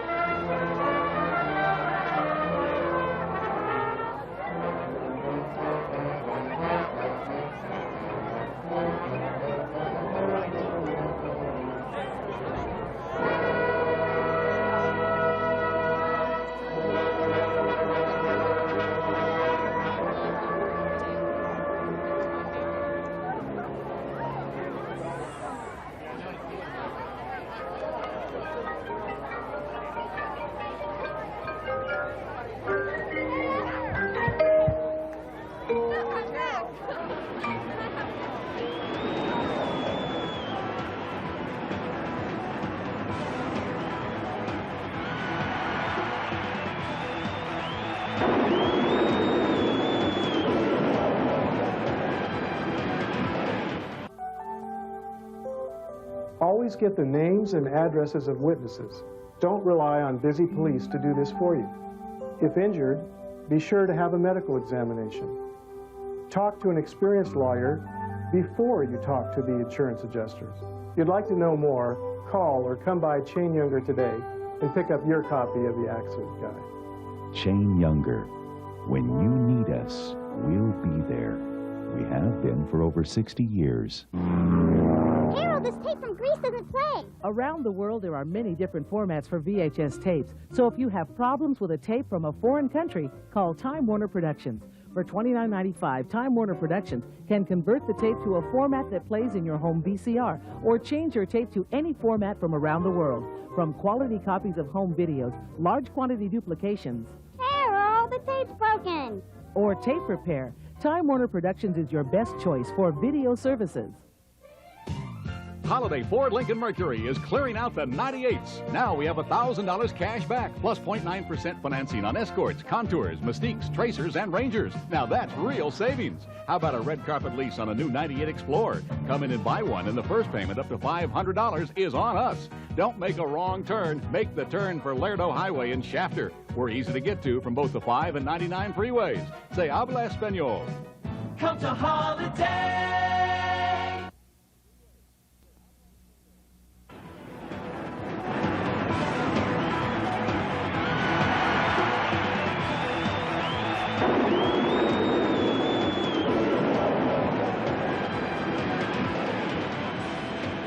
21-14 in favor of West High over North at Turk Ilianis Field, the campus of North High School, as the Stars find themselves down by 7 as we begin the third quarter here on a very brisk autumn evening. But it's great for football. Josh Bankston across the 20-25 for the Stars and drives forward to the 34 as North move left to right across your television dial here in the third quarter. Mark, we can see right now in this first offensive series here in the third quarter how North is going to react to that goal line stand by West ending the first half. North gets the ball first here, and they start at their own 34-yard line, good field position. As we noted earlier, they're going to try to run the football again, see if they can dominate the line of scrimmage like they were able to do in the second quarter. So we'll see if that affected them at all, that goal line stand by West to end the first half. Hatton gives the ball at the middle, about a 5-yard gain by Woltz. And it picks up about 5 yards. It'll be 2nd and 5 for North High. Woltz, number 40, with only a few carries tonight. Krellin, of course, their top ball carrier. Dozier has carried the ball. 2nd and a short for North. Got the ball on the left hash mark. A couple of receivers wide to the right. One close to us, number 3, Bankston. Tim Hatton at quarterback. To Krellin. I think has a first down across the 45-yard line. He is definitely a tough man to bring down. You have to hit him square, you have to hit him hard. And that's very difficult to do. He always keeps his legs moving and has exceptional balance. Destin Krellin, like it seems all outstanding running backs have balance. He's got balance, Mark. He's got excellent power, and he's got great vision. Yeah, got it right. Vision, balance, acceleration. Krellin hit in the backfield and dropped on kind of a cross play. Number 25, Gregory McClough, plays in the West High offensive backfield. This time he was in a North High offensive backfield and dumps Krellin for about a 3-yard loss. Hit him before he got going. 2nd and long for North. 2nd and 13. A situation the Stars don't like to be in. Move that ball. Come on, crowd. Shout it out. Say move that ball. Nathan Briner in the slot right for North, number 42. Shout it Split backs behind Hatton. Straight drop back. Here comes the pressure. He runs it up to the 40. 45. And hit and dropped at midfield. He'll be shy of the first down by 5 yards. Good run by quarterback Tim Hatton, number 16 for North. He was able to pick up a lot of that yardage. Picked up 10 yards on the play. Mark Sylvester Okiki, number 35 for West High's had a fine game tonight. He came up and made the tackle on that play. He's the left corner for West High's been very effective tonight, done a good job against the pass, and has come up on run support and been very effective. Third and a long 5 for North at midfield. Crellin has a first down and more, powers his way to the 40-yard line. A 10-yard burst for Dustin Crellin, number 33. 8-1 with attack of DJ Herrera for West High. Crellin definitely gets a big head of steam when he takes a football. Tremendous acceleration and explosiveness. 9:13 to play in the third. West High 21, North 14. North on the move. Hatton to Crellin. Tries to slip a tackle. Is dropped by number 47. That's David Stevens. Kind of threw him down to the turf at North High at the West 38-yard line. Well, Mark North's doing what they like to do. They're trying to run the ball between the tackles, north and south, with Dustin Crellin. And it's been very effective. They've moved into West High territory, and they're using time of possession, and they're using the clock. This is their kind of offense they like to run. Control the momentum, control the clock, control time of possession. At second down, 2nd and 8 for North. And did Hatton pull West High off sides? Or did North have some movements in their offensive line? And I think it's going to be against North High. Legal motion or legal procedure against the Stars. 21-14 West, as North is trying to get something going in this series. They're in the third quarter. West defensively with Mike Mears, Justin Hensel, Dave Stevens, Josh Hatton, DJ Herrera, Adam Webb, Lee Brown, Cody Ballard, Ricky Horn, Sylvester Okiki, and Cody Glasner. Now 2nd and 12 goes from 2nd and 7 to 2nd and 12. Tim Vaughn, wide to the right for North. Hatton the throw. The pass knocked down. Probably by Cody Ballard, number 40. Number 40, Cody Ballard. And Cody at 6'3", has that big wingspan. And knocked down that attempted pass by Hatton. Cody doing a good job for the Vikings tonight defensively. Really like his work out there. Well, Mark, I think West High really got some momentum stopping North right before halftime. They come out here in the second half, the West defense, and they've been very stubborn on defense, and you can see the momentum's kind of carried over to the third quarter. North's going to have to do something big here offensively to take it back. 3rd and 12 for the Stars. Hatton from the shotgun. And here comes the pressure. He just unloads it. That should be intentional grounding against North. Nobody was in the territory for the Stars. Hatton saw the rush coming. Ballard and company had about 4 West High Vikings in his face. He just simply threw it to the North High sideline. That was a fairly obvious play. Well, Mark, what happened on that situation is it was 3rd and long. West knew North was in a situation where they would be throwing the football. And they came with the blitz. Inside blitz from linebackers. They flushed Hatton to the outside. He had nowhere to go with the football, so he just really threw it away. He got tremendous pressure. But again, North in situations where it's 3rd and long, and West has been in the right defense. That time they called a blitz. They brought in 9 guys. They put a lot of pressure on Hatton. He just didn't have time, and of course threw the ball away. Thereby the penalty. Okay, real quick, we'd like to honor our senior band parents. 3rd and 12 to 4th and long for North. Crellin the punt, high in the air. Comes to Herrera, fumbles the ball, drops on it at the 24-yard line for West. And the Vikings will take over at their own 24-yard line, 1st and 10, as West High has been guessing correctly tonight on a few occasions against Tim Hatton, as they sacked him twice and put heavy pressure on him that time.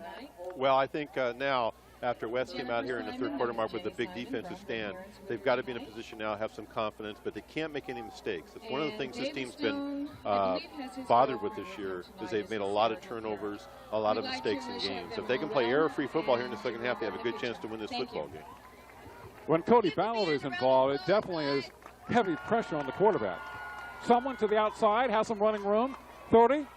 They drag him down at the 37-yard line. 1st and 10 for the Vikings. Bryce Sumlin, number 21. Good blocking by the West High offensive line. Hatton over there, the tight end, 45. Moving out some people. And the Vikings feeling pretty good here. Midway through the 3rd quarter at 21-14. They have 3 receivers to this side. Herrera in motion. Nate Tubby to throw. Fires it incomplete. Threw it behind Hatton. Crowell defending, number 33. Well, Mark, I think this no-huddle offense a lot has been very effective for West because what it's done is that North has not been able to adjust their defense. When North comes out in a running or a passing, sometimes they have different personnel in there. And when they don't have a huddle, you can't bring a substitution in. So it's been very effective for West most of the game with the no-huddle offense. It's really put North High's defense on their heels. It's 2nd and 10 for the Vikings. Nate Tubby with a long count. Sumlin hitting the backfield. And he can't elude about 5 or 6 stars. Waltz, one of them, number 40. Dozier, 45, 51 for North High. John Erect, Nunley. Whole slew of stars on the play. They smell that play out. 3rd and 12, 6:55 to play in the 3rd. Glenn comes out wide left for West. Caught a touchdown pass tonight. Nate Tubby looking over the defense. Someone behind him. 2 receivers to the right for West. Pitch back, Sumlin. It's strung out well by North High, and here comes the flag. Probably holding against the Vikings. It is holding against West. Well, Mark, after a very entertaining first half, this 3rd quarter has been a little bit dull, I would say. Seems like both teams coming out in the 2nd half, and the defense is starting to dominate. Offenses haven't really been executing quite the same way. It's gotten a little sloppier in the 3rd quarter, but for West High, they're not in too bad a shape, leading 21-14. They don't really have to score, but as long as they don't make any turnovers and they punt the ball effectively, special teams comes through, they're in pretty good shape in this game.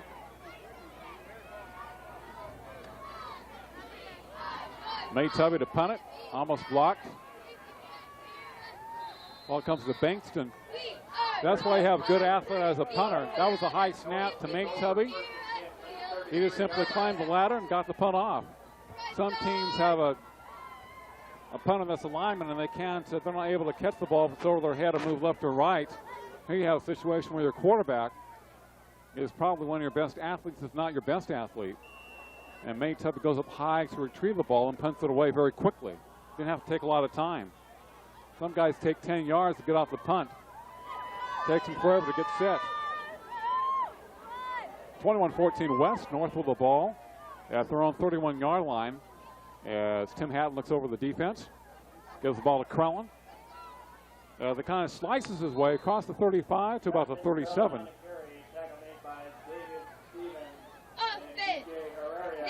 Herrera converging on the tackle for West.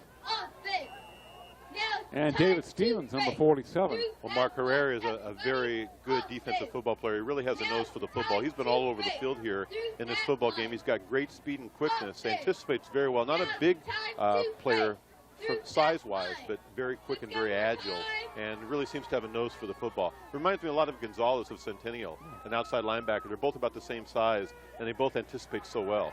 Pitch back to Crellin across the 40 and down to the 42, shy of the first down. Glasner and on the tackle.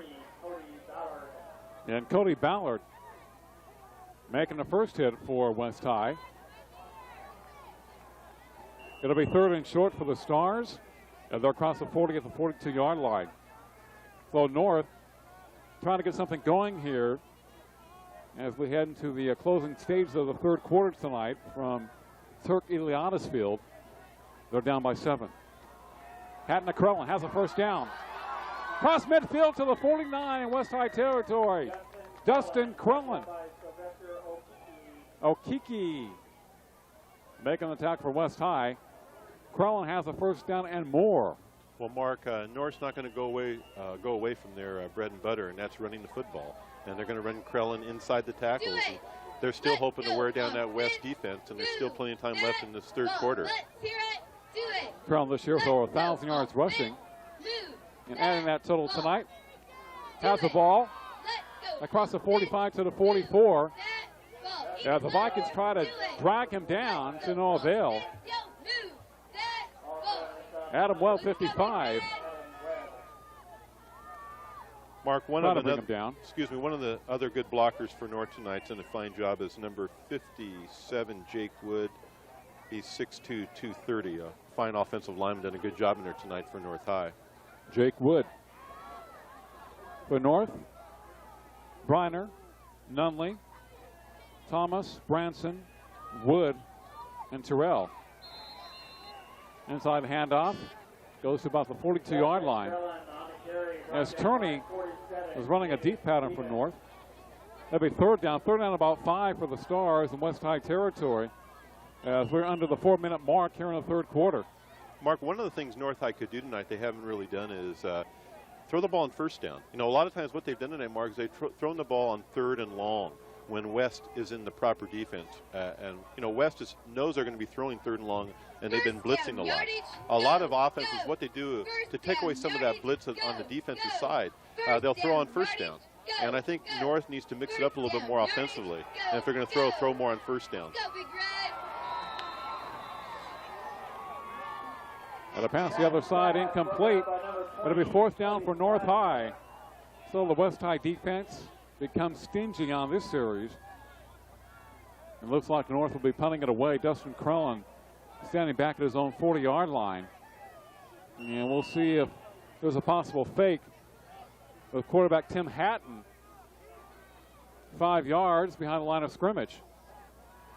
And if you're West High, you have to think that they may try a fake. As Hatton would not normally be the blocking back, I don't think. Yeah, that's right. Pitches back to Crellin. Hit a backfield and thrown away. Out of bounds. West High takes over. It would seem to me everybody on the football field would know that a play was going to Tim Hatton. Right, it wasn't disguised very well, but what I was trying to say earlier is that if you look at North tonight offensively, Mark, they're running the football consistently, but they only throw on 3rd and long when the defense is ready for it. Their defense is set for a pass. I think what North needs to do tonight is throw more on first down, so you're not worrying about that blitz all the time. And that's one of the things they've done tonight. They've been too predictable offensively. In that situation, like you say, 4th down, it looked like it was going to be a run all the way, and the West defense smelled that out. Why would a quarterback be the lone blocking back for the punter? But the thing about that play is it's hiked at Hatton, and then he does a back pitch to Crellin, who's about 7 yards behind him. The flags are down, the pass incomplete. And send to the other side for Glenn. I mean, generally on a fake like that, you throw the ball upfield. You don't pitch the ball back 7 yards. And in that sense, Crellin actually had to run about 10 yards before he got to the line of scrimmage. So I thought it was a very unusual call, considering call against the Vikings. The ball was at the West High 45-yard line. Now, if you do that kind of play against the 10 or BHS, you're definitely going to be burned by it. Well, you're almost better off just to take the ball and throw the ball for a first down as opposed to doing that, because by the time Crellin gets the ball, he's so far behind the line of scrimmage, he's got to run so far just to get a first down. You're almost better off just to line the ball at the line of scrimmage and run the ball or pass it from the line of scrimmage. West High definitely saw it coming, though. They had it covered very well. 3:14 to play in a third. First and long for the Vikings. Number 25, the ball carrier, keeps on driving to about the 43-yard line. Corey McClough, number 25, done a good job both offensively and defensively for the Vikings tonight. So they'll be faced with a 2nd and long situation, about 2nd and 12, with the ball thrown 44-yard line. Nate Tubby looking over the defense. In the second half, which has slowed somewhat for both teams. Play action. Pass over the middle, incomplete. Looking for Hatton. And threw the ball to the opposite side of him. Well, Mark, that was a situation where Maytubby did not have his feet set. He took about a six-step drop, but he threw the ball off balance, and he had time. He looked like he hurried that, and there was really no pressure on him. And so he threw behind Hatton, the tight end. So, again, just a poor throw by the quarterback, Maytubby. You know, Joe Namath used to throw that way. Yeah, Maytubby's no Joe Namath. 2:34 to play in the third quarter. 3rd and 12. Maytubby's pass incomplete, right through the hands of Glenn at the 45-yard line. Pass ball incomplete. 4th down and 11. So I can't say that was an auspicious series for West High. Well, I think that West High has tried to mix up the pass and run. They didn't use Sumlin much on that offensive series, which I'm a little surprised. He was so effective in the first half. And, of course, they really don't use Ballard in the middle of the field. So they went to their passing game, which is kind of unusual. They're ahead mark, and when you pass and you don't complete the pass, it stops the clock. So I'm surprised that West High did not go to the running game and use some of the clock. Maytubby punts it away, almost blocked by North. Banks it with a great catch at his own 29-yard line. It's really a fine play by number 3. That ball was hanging in the air, and slicing away from him is very tough as a football player. Look up into the air at the lights and catch the ball in your hands right at the top of your shoulders. Tough play. Like a center fielder in baseball, like Bernie Williams of the world champion Yankees. Well, who will he sign with? That's right. Bernie Williams of the New York Yankees. He might not be with them next year. He might be with the Dodgers. 2:23 to play, 3rd, 21-14 West. No scoring here in the second half so far. Patton on the keeper, going left. The pass complete to Woltz. Puts his head down, stays on his feet, 40, 45. Look at him go. 1st and 10 for North High. Justin Woltz, number 40, showing excellent balance. And actually a great reception. O'Keefe with the tackle for West. Well, Mark, Justin Woltz has done a fine job tonight blocking for Krellin all evening, number 40. Really is a power fullback, catch the ball out of the backfield. But I don't think you can say enough for his running game. Move it on down the field. Move it. Woltz has caught a few passes this year. Move it on down the field. It's on your screen. Let's go North High. Come on, Stars. 9 receptions this year and a couple of touchdowns for Justin Woltz. But I'll tell you one thing, Mark, his forte for the North High offense is his blocking. Now, he is just a great blocking fullback. And, you know, Krellin, we always talk about him in the way he runs the football, but I'll tell you, Justin Woltz has done a great job of blocking for him. And if you just watch this game, if you're a coach and you're a major college coach in college and you look at this game, you're impressed with his blocking from the fullback position because you need good blocking from fullback if you ever want to have a good running game. Had about 150 yards coming into the game this year. He took the place of Kenny Sousa, who was injured and out for the season. Got injured a couple of games ago. Woltz generally replaced him in the offensive lineup and also plays some defense. So he's done a good job replacing Sousa. As Josh Hatton leaves the field for West, apparently has some kind of a cramp, goes off in his own power. 1:48 to play here in the third quarter, 21-14 West. 2nd and 9 for North. Ball given to Krellin. And they try to strip him of the ball across midfield at West Side territory at the 47-yard line. Dustin Krellin, 33, as West was trying to knock the ball loose. Now running right this time. Cody Ballard with attack number 40 as he leaves the field momentarily.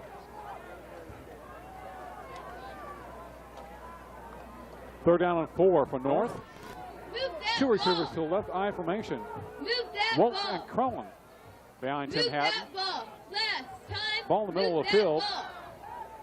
Hatton taking plenty of time, maybe audibilizing. Quarterback keeper drives forward. He might have the first down. I think he does. Good push by the North High offensive line. Quarterback Tim Hatton on a keeper. Tackle on the play by 47, David Stevens.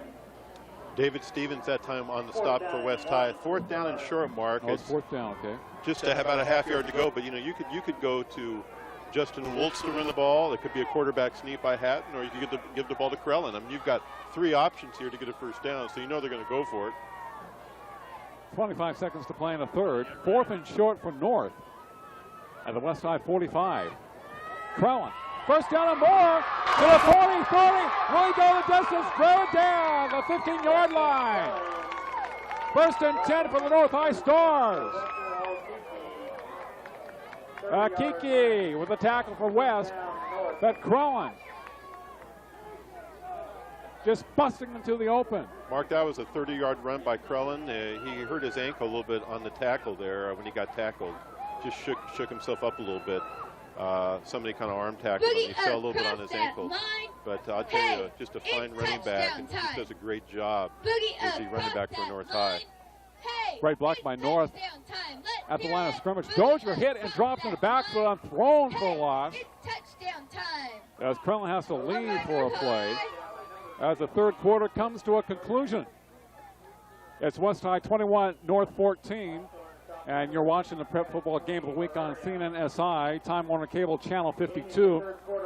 A very exciting game tonight. No scoring in the third quarter. North on the move as they drive deep into West High territory. Well, Mark, two things tonight for North High. They got to get back to what they've done in the second quarter, which is run between the tackles, get the ball to Dustin Crellin. He came out a little shaken up, so they need him back in this drive because they're inside the red zone now and they need their best running back. So he came off the field. Hopefully he can get back in on this offensive series. But they want to run the ball between the tackles, and that's their best way to get back in this football game. For West High, hey, for the 23rd team out of 24 teams, defensively against the run, they're towards the bottom. They've done a great job defensively. I've got to give them a lot of credit. They scouted very well. They're playing like an 8 or 9 man front, and they've done a very effective job defensively tonight, holding North High to only 14 points starting the fourth quarter. So we said earlier the key to the game was how well would North run against that West defense. Well, I think North has run sporadically, but they haven't run consistently. So the West defense has been good when they had to inside the red zone. So you got to give West credit. They've kept North from really running all over them tonight, and they've done a fine job. Even though Crellin has over 100 yards, they've held him in check somewhat. He hasn't really made the big play on him. Dennis Manning, the head coach at West in his first year, assisted by Wyatt Ross, Rich Cornford, Phil Alvidrez, Jeff Forgu for the Vikings as we begin the fourth quarter. Crellin inside to Dozier on a reverse, and he picks up a couple of yards. Hatton to Crellin to Dozier as North tries a reverse. The Stars into the 15-yard line. They were spotted at the 12. It's third down for the Stars. 3rd and 7 in West Side territory. Jack O'Brien, the head man for North High, assisted by Tony Silver, Roman Aguilar, Dwayne Williams and company. 3rd and 7. Waltz hit in the backfield and dropped. He might lose some yardage. That play did not develop very well for the Stars. Excellent pursuit by West. Well, Mark, West has a lot of men in the box in the line of scrimmage right now because they really feel like North's going to be trying to run that football on every play. So I think right now would be a great time for a play-action pass by North High.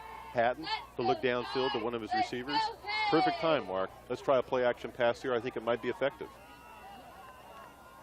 Timeout for North High. 10:48 to play in a ball game. As the Stars will talk it over. Well, I think we talked about it earlier, Mark, how important this game is for North High. 1-1 in the Southwest Yosemite League, 5-3 for the season. But with Centennial being 2-0 and Stockdale 2-1, North 1-1 if they win tonight, they go 2-1, and they have the tiebreaker on Stockdale. So they really have the inside track for the second-seeded team in the Southwest Yosemite League, thereby probably making the postseason because Stockdale still has to play Centennial. But if North loses tonight to West High, it really puts their playoff situation in jeopardy. So this is a must-win, and frankly, I'm a little surprised that they're behind 21-14 with the urgency of this football game and the kind of team they've had this year to be trailing a team who's only won one game all year. You got to give a lot of credit to West High. The defense has really been effective, especially inside the red zone. But I am surprised that North High has had such a difficult time running the football consistently tonight. The game next week is at Stockdale, I believe, Centennial at Stockdale. We will make our first appearance at the Mustang Stadium. There's a blitz on Hatton. The pass picked off by West High. Number 44, Takes it up to the 35. Great pressure by the West High Vikings defense on Hatton. Looked like he was trying to set up a screen. And the pass was picked off by the Vikings. Mark, it was number 70, Jerome Williams, senior, 6'2", 185, defensive end. Like I say, it was a screen, but Hatton waited a little bit too long. West High smelled the screen, and the screen man, the receiver, was not open on the screen. He forced it, and the great interception by West High, getting the ball 1st and 10. They were coming from both sides that time. Again, Jerome Williams put a lot of pressure on Hatton, but what happened on that, West High smelled that out, like we said, and his ball, he threw the ball into a crowd. They really were all over the the North High receivers, and he threw the ball into a crowd. Great interception. They definitely have guessed right on a lot of the pass attempts by Hatton tonight. We talked about some of the sacks on him earlier in the game, and they have pressured him quite a bit too as he's tried to pass. And they have seemingly been in the right place at the right time defensively on key situations throughout this game. The defense has bent, but it hasn't been broken tonight. Well, I just think it was a situation where he needed to complete the pass, and it was a screen play, so it was only one receiver he was looking at. Well, unfortunately, that receiver had 2 men double teaming him, so obviously Hatton had to force the ball, and it was a great interception by the West High defense. So he probably should have threw the ball away, but in that situation, throwing the ball away would not have given him a first down. So he took a gamble by forcing the ball in there, hoping his receiver could make the catch. But what happened was West came up with a big defensive stand. Mark, they've been tough in the red zone, West High, and that's why they're winning this football game 21-14. 10:30 on the clock. The Vikings with the ball at their own 33-yard line. Their own territory. 25 in motion. May Tuppy to the other side of Glenn. Nice move inside the 40 to the 41. Somewhat of a looking pattern. As they cut inside the North High defense. Gets it across the 40-yard line. 2nd and 4 for West. Short pass play. Loosen up that North High defense. Jackson wide right for West High. Out of I formation. Sumlin, the tailback, behind Joey Maytubby. Long count, Sumlin with the ball. And he has the first down across the 45 to the 47. Excellent push by the West High offensive line. Let's give them some credit. Defense, hold tight. Ryan Quillette, Adam Webb, Sargent, Grant, Dan, hold tight. Let's hear it. Defense. And Josh Hatton. Defense. Someone gets loose. Midfield 40 to the 30, down the sidelines, far side to the 20, and knocked out of bounds inside the 10-yard line. An inside play, and someone refused to go down. North High was trying to arm tackle him. He said, no way. He spun loose, went down the sidelines, and West High is cooking once again. Mark, that was a 36-yard run by Sumlin there.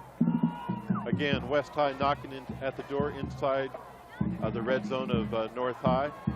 Actually, they're inside the 10-yard line. Yeah, it's 1st and goal for the Vikings. Cody Ballard trying to power his way, hit by about 3 or 4 stars. Mark, Justin Woltz was in on the tackle that time for the North defense. Again, I think we're going to see Cody Ballard here. Anytime West High gets inside the 10-yard line, they like to go to Ballard exclusively, number 40. They put him in a full house backfield, number 40. And, of course, he's our middle linebacker on defense, but they like to use the big 6'3", 250-pounder to go in between the tackles, and that's been very effective tonight. That's 2nd and goal from the 7. Quarterback kept by Maytubby. Going forward inside the 5. Quarterback Maytubby on a quarterback sneak. Jacob Gann for West number 77, looking for anybody to hit. He's in a North High uniform. 8:30 on the clock, 21-14 to West. And they're knocking on the door once again. They have the ball on the left hash mark. Glenn, line up wide right. Ballard, someone behind Maytubby. Ballard with the ball, hit at the line of scrimmage and driven back. We'll see where the forward progress is. Stopped by number 20, Jason Holland. Holland with the tackle for North High. Ball looks to be inside the 5-yard line. Pressure, defense, hold. There's going to be timeout West High. The ball sits about where they usually have it when the team is going for a point after touchdown. It's 4th and goal for the Vikings, so a major play tonight for both teams. Well, Mark, they're inside the 2-yard line, so we know what West High is going to do. They're going to give the ball to Cody Ballard, their fine fullback. But again, Maytubby's been able to run the draw. But if you're West High, why not fake it to Ballard, pitch it out to someone? Well, they could do that. The defense is considering that the ball is going to be given to Ballard. Well, the only problem with that is that there's always a possibility of a turnover or fumble when you pitch the ball. I think when you're inside the 2-yard line, the safe play is either a quarterback sneak by Maytubby, or give the ball to Ballard. You know, it's a play that they run effectively. Ballard doesn't fumble. He's got 2 hands on the football, and I think when you only need a yard or two, the less time the ball's in the air, the better it is. I think a quick handoff from Maytubby to Ballard is really the most effective play because you got a big, strong fullback going north to south. The problem with going wide to Sumlin is he's running laterally, and he doesn't have all his full force going forward. So, and plus on a pitch out, there's more chances of the ball being fumbled or dropped or whatever, mishandled. So look for a ball at the middle. At the 1-yard line for West, 4th down. 4th and goal for the Vikings. Maytubby, the long count. 8 minutes to go in the game. Ballard, touchdown, Vikings!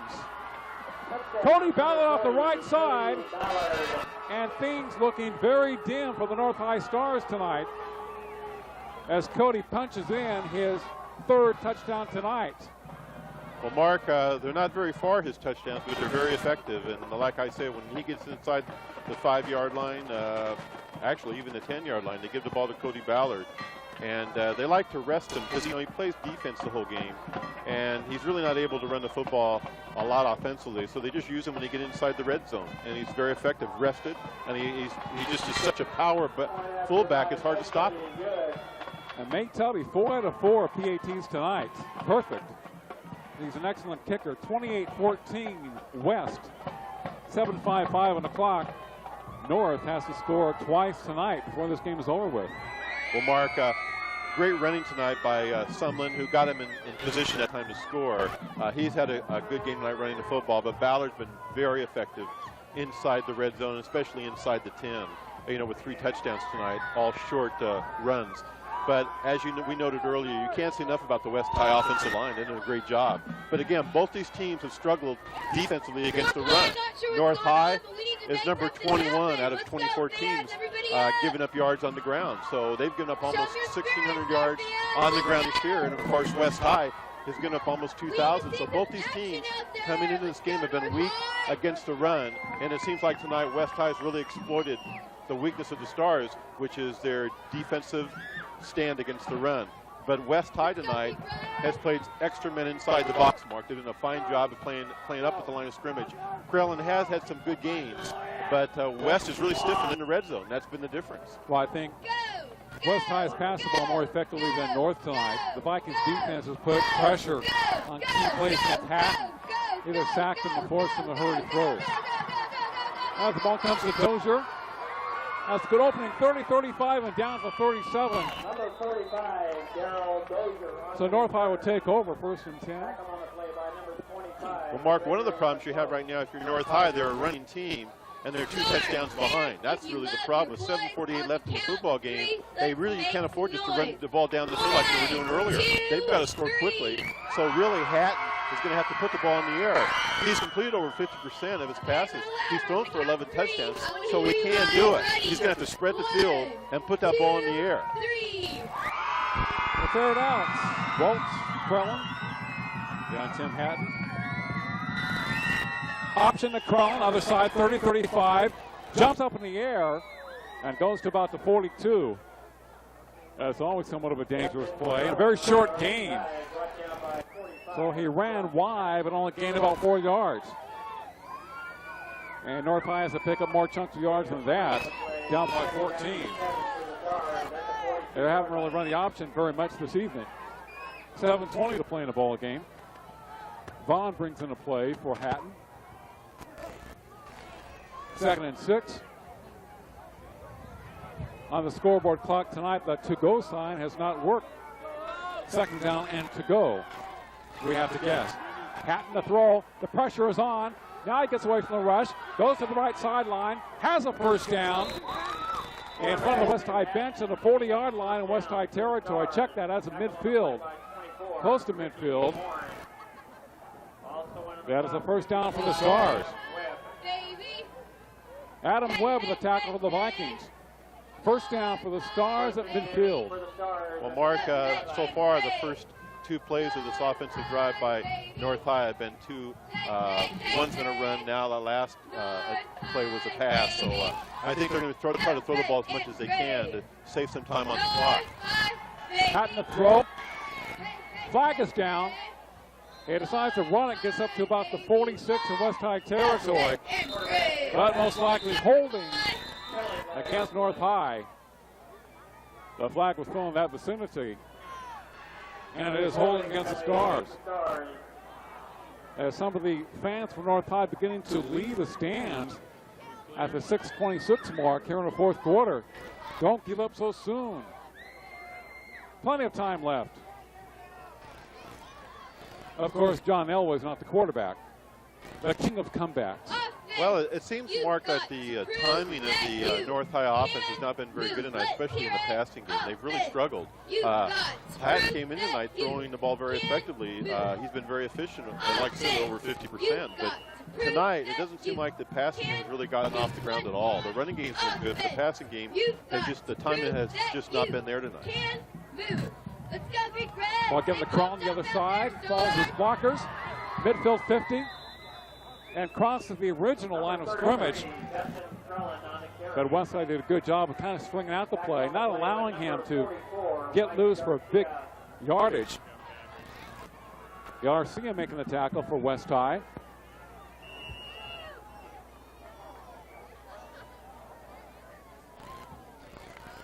Then Garcia had that pickoff.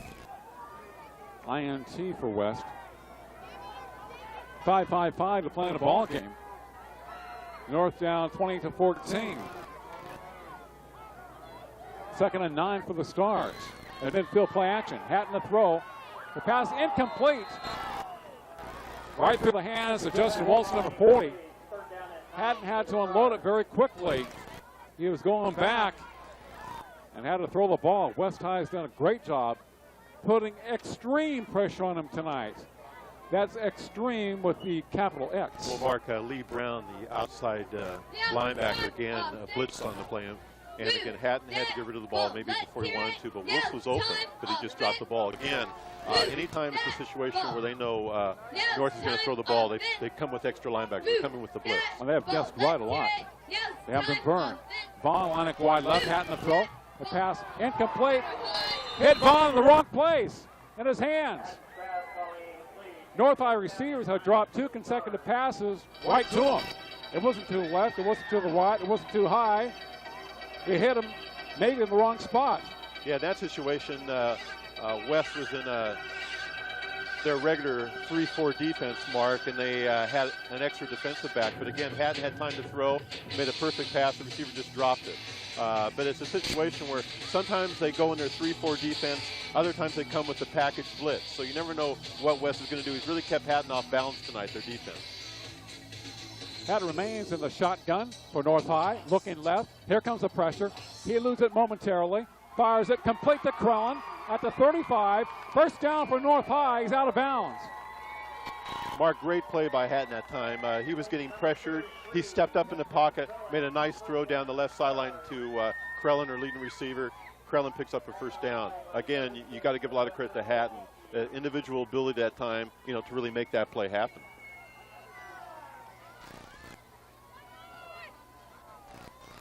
Apparently he wasn't out of bounds, but the clock continues to run. I thought they threw him out of bounds. 5:20 to play in the ball again. 1st and 10 for North. And they need to pick it up here, down by 14. They're only at the West 33-yard line. They're not necessarily a fast-striking team. Receiver to each side, pitch back to Crowley. Is he going to throw it? He throws it up in the air. Nobody is out there. They just unloaded it. West High DBs, both playing center field, or center and left center. North had a couple of receivers. One was Banks and the other Vaughn, but excellent defense by the Vikings. Well, Mark, the Viking defensive backs kind of jammed the receivers, and the timing was off. Krellen, they were covered, so he just threw the ball away. Actually threw it down the field.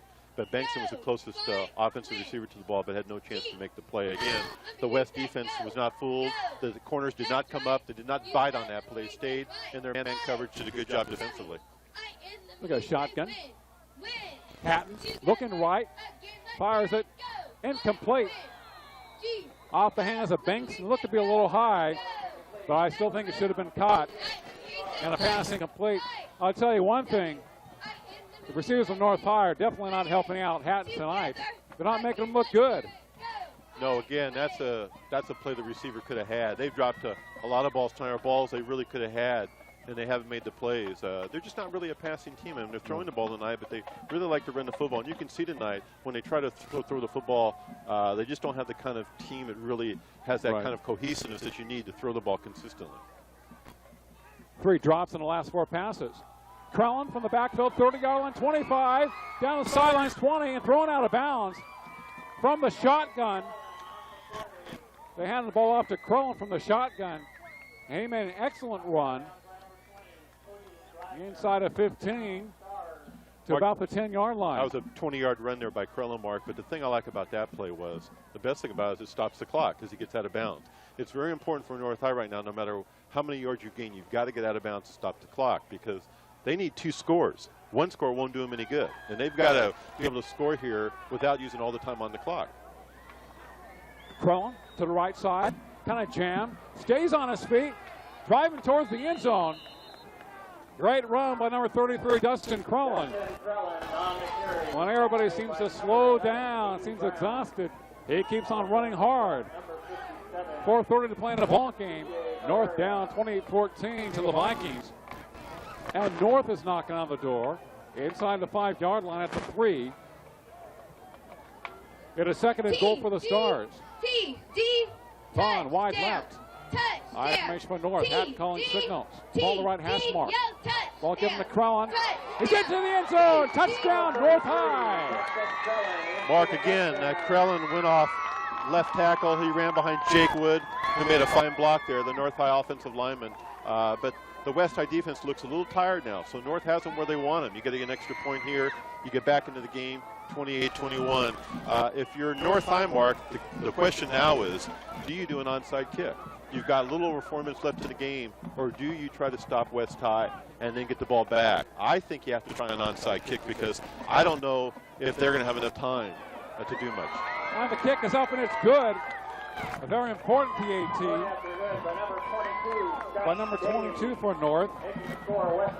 Scott Daly. Line drive that barely got it over the crossbar, but it's good. And North down by 7. 4:07 to play in a ball game. Like I said, you can punt the ball deep, but then if West can pick up 1 first down, they can literally run out the clock. So I think the way North is, Mark, with their offense, not able to score quickly, I think they need to try an onside kick because if they can get the ball by midfield, they have a chance. But if West can run off 3 plays and even punt it in, you're looking at maybe getting the ball back with a minute left, and they're going to have to go the length of the field. And without the passing game that you need to score quickly, I think it would be very difficult for North to go 60, 70 yards. So I think you need to try an onside kick here and maybe see if you get the ball back, because even if you don't get it back, it really doesn't matter. You're going to have to play defense anyway. So I think it's time for gambling here. I mean, this is a big game for North. They've got to win this football game. What do you think, Mark? Prognostication? Kick it deep, onside kick. I don't think they'll kick it deep. West High is everybody up close to the ball. So West High is expecting an onside kick by North. I wouldn't expect North to kick it deep. I would expect them maybe to kick it mid-range if they don't onside kick. They're down by 7 with 4 minutes to play. I think they're trying an onside kick, one side or the other. And here it goes. Doesn't go far enough. It doesn't go far enough. That, Mark, was one of the worst onside kicks I've ever seen. It went about 3 yards. In fact, it went the wrong way. you got to kick the ball down the field. When I said an onside kick, I meant to go 10 yards. I didn't mean to go 2 yards. Well, it's not a play, I'm sure, that the kickers used to. They don't utilize that much in high school football. It wasn't executed very well. That ball looked like it was going back the wrong way. He put a curve on it. You know, they want to kick it to the left or right. They want to kick it at least 5 yards or so downfield. I think you want to blast it hard and try to hit a line drive against the front man for the defense and try to get a ricochet. Either that, you hit it deeply to the right or left. Someone with the ball, trying to run laterally, gets up to about the 37-yard line in North High territory. The clock at 3:55. North down by 7 points, and they need that football back. But West High has it at 2nd and 9. Mark, one thing that West might think to do here is bring Cody Ballard in. You want to use the clock now and keep anything from keep yourself from fumbling. He's a good, sound ball carrier, doesn't fumble. I just get him in the game and have him run right up the middle and use some of his clock. Brian Jackson wide to the right to West. Ballard, someone behind Nate Tubby. Someone goes to his right, back to his left, and hit and dropped by about 3 North Stars. He's trying to run wide. He's losing yardage, but in so doing, he's eating up some of the clock. But the only problem is he's not running in a north-south fashion, so West is not gaining any yardage. 3rd and 10, 3 minutes to play in a ball game. Still plenty of time for North to get the ball back and to do something. But I think if North is to win this game, of course they have to stop West and then get the ball to number 33, Dustin Crowland, in one way or another. May Tubby looking on the defense. They're showing blitz. May Tubby rolling to his right, throws it to Jackson, incomplete. Good coverage by North High. Hatton and Jackson, or Hatton and Glenn, are out there for West High. Well, Mark, good coverage by North High. Now it's a situation where North made their defensive stand. Even though they didn't recover the onside kick, it didn't go 10 yards. West got the ball in North territory. They held them 3 downs and out. Now they have to punt the ball. North will get the ball back, but like I said, they're going to have to go at least 60, 70 yards for a score, for the tying score. And some people wonder why West was passing on that down. Incomplete pass stops the clock. They could have used up 30 seconds more on the clock. Nice high punt. Takes a West roll, bounces sideways. And North will have the ball inside their 15-yard line. May Tubby doing a great job punting. And with his PATs tonight for West, the quarterback, showing his all-around athletic ability.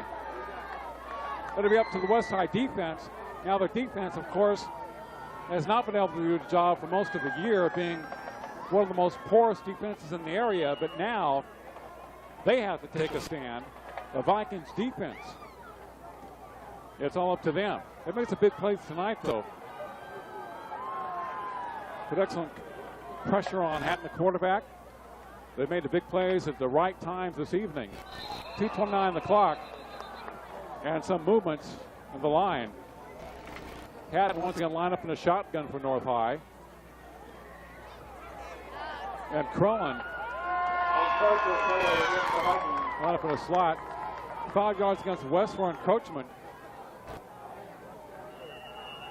As the Cadence was able to draw the Vikings offside. Hatton long count, looking over here. His pass thrown too high. Oh, almost picked off by the Vikings. That would have ended it. That would have clinched it. But almost doesn't count. A 2nd and 5 for North. Deep in their own territory.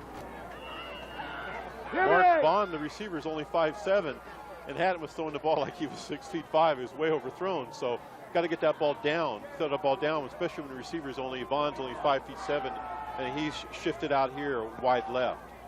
Definitely a tough target to throw to. Hatton from the shotgun. Inside handoff, I think, to Crowland across the 20 to the 23-yard line. That worked for 20 yards the last time North had a ball from the shotgun. Handoff to Crowland. And, of course, he eventually scored North's last touchdown. Mark, didn't I mention earlier about North having to go the length of the field? Very difficult for a team that likes to run the football. Okay, 1st and 10 for the Stars. The clock running at 2:10 to play. North at their own 25. Hatton to throw the pass. Incomplete. And a probably call a holding penalty against Herrera. Number 81 kind of had his arm draped around the intended receiver for North High.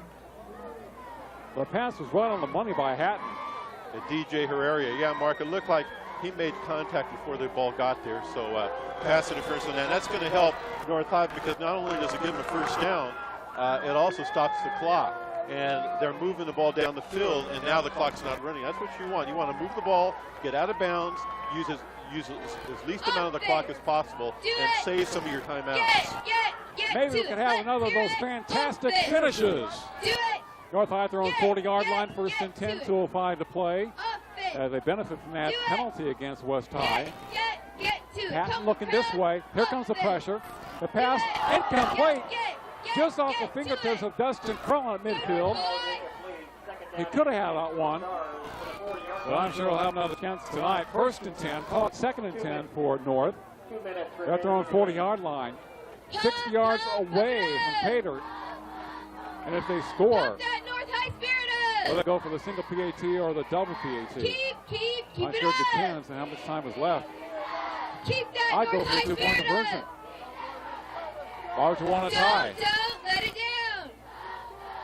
2 minutes to play. Hatton from a shotgun.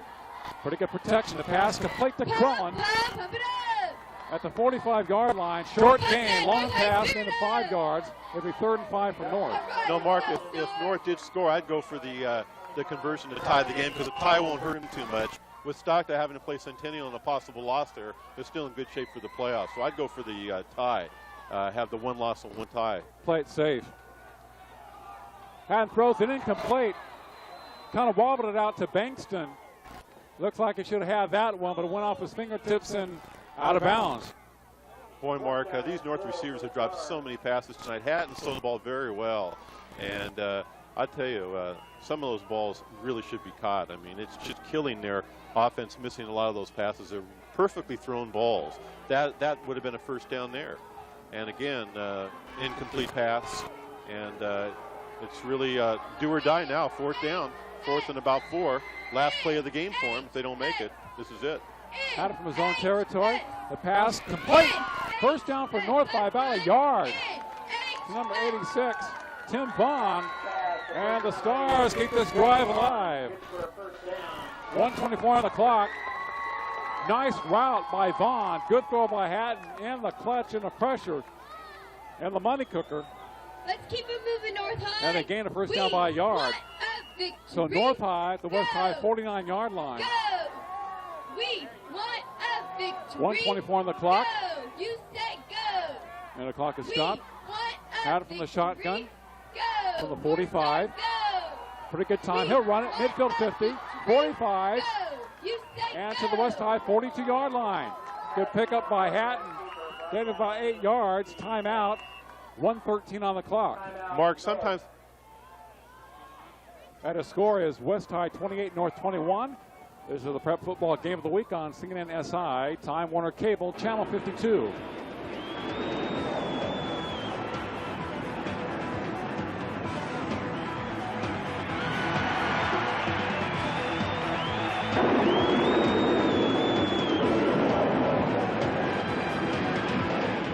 The ravages of time. Just like paint, tape can oxidize, and oxygen is slowly eating away your most cherished family videos. A baby's first steps, first words, first birthday. These memories, once lost, can never be recovered. You can't stop time, but you can fight oxidation by duplicating your videos at Time Warner Productions. Our state-of-the-art repair and duplication services can help preserve your memories for future generations. Time Warner Productions, located at 3600 North Select Avenue in the Time Warner Cable Building.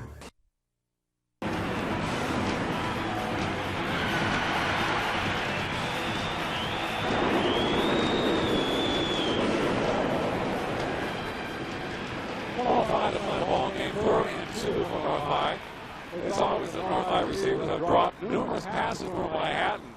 And the fact that they've all gone through their hands. Hatton the throw from the shotgun. The pass complete to Bankston on the far side. 35 does not get out of bounds. The clock will run. The guy stopped momentarily for the first down marker.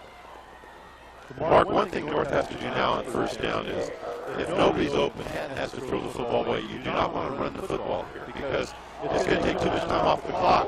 He's got to learn, especially on first down. If nobody's open, just throw the ball away, stop the clock. You don't have the luxury of running the football for 5 or 10 yards and have another 20 seconds off the clock. Hatton slams the ball to the turf. Clock stops. 51 seconds to play. So North down by 7. At the West High 45-yard line.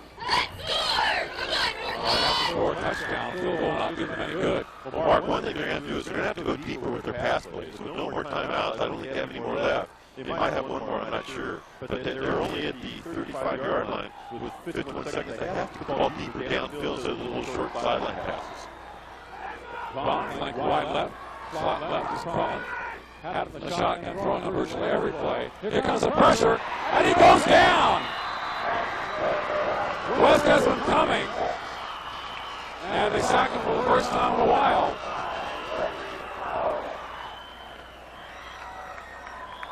Timeout North.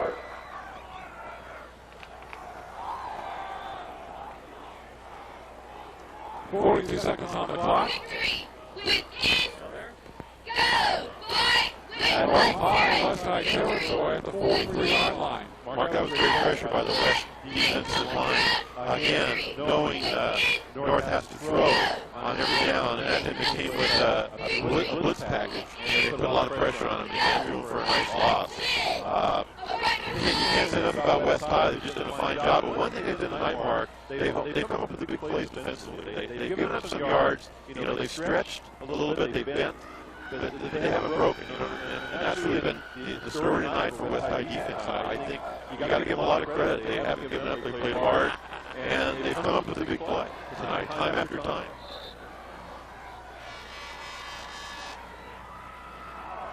Okay, from North High, 3rd and long. On 3rd and 17 for North. Down by 7. 42 seconds on the clock. And there's the West 43-yard line. Tim Hatton with the shotgun. 4 receivers going out. Now he throws it deep to Bankston. He catches it, but I think he's out of bounds. Yes, he is out of bounds on the far side. We definitely couldn't see from our vantage point. Good coach by West. Caught the ball at the 10 or 9-yard line, but he was out of bounds. Clearly out of bounds, probably by 3 or 4 yards. Beautiful throw by Hatton down the right side, and that's what they had to do earlier, Mark, get the ball deeper. In that situation, he threw in double coverage. The receiver made a great catch, but of course he was out of bounds. Okay, 4th down for North. After that first down, or this game is over with. 36 seconds on the clock. What about those fantastic finishes? Ball wide left, Crump slot left. Tim Hatton shotgun. A throw again, 4th and 17. High snap. Here comes the rush. Going to his left, and he'll go down. It's a victory from West High. Another sack by the Vikings defense. Hatton had nowhere to go but down. And the Vikings. Gregory McLeod, the defensive cornerback, came in on a blitz, and again, they knew he was going to have to throw deep. And he just didn't have the time. A poor snap from center, a little bit high. That's right. And West came with the blitz again. And again, a lot of the defense come with blitzes, and again, he sacked him for the loss. And hey, you got to give West credit. 1-3 in the Southwest Assembly, their first victory in conference play. I was very impressed with the performance of the Vikings tonight. Not only offensively, but defensively. Coming up with one big play after another. They were kneeling down. That should do it. And the North High fans will live in front of us. West did not bring a big contingent of fans tonight, but those that were here were treated to a great victory by the Vikings. As the clock continues to run down, and the Vikings pick up win number 2 this year, 2-6-1. They'll play BHS next week to close out the regular season. But what a big victory by Coach Manning and the West High staff. Wow. Final score tonight, West High 28, North High 21. And you've been watching the Prep Football Game of the Week exclusively on CNNSI, Time Warner Cable, Channel 52. back with more interviews with Dennis Heffernan.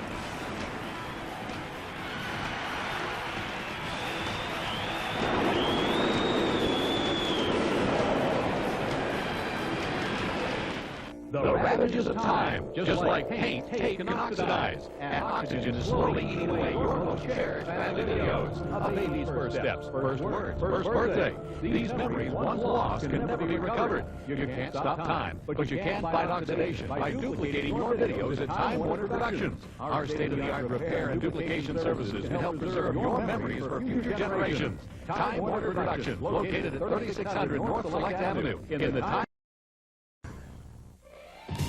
Holiday Ford Lincoln Mercury is clearing out the 98s. Now we have $1,000 cash back, plus 0.9% financing on Escorts, Contours, Mystiques, Tracers, and Rangers. Now that's real savings. How about a red carpet lease on a new 98 Explorer? Come in and buy one, and the first payment up to $500 is on us. Don't make a wrong turn. Make the turn for Lerdo Highway in Shafter. We're easy to get to from both the 5 and 99 freeways. Say habla español. Come to Holiday! Over the last 60 years, Chan Younger has helped thousands of accident victims. Oil field work is some of the most dangerous work around. Many people are seriously injured or killed as a result of faulty equipment and poor safety training. We didn't want this to continue, so we fought until changes in oil field safety were made. Accidents still happen, and when they do, we'll be there for you.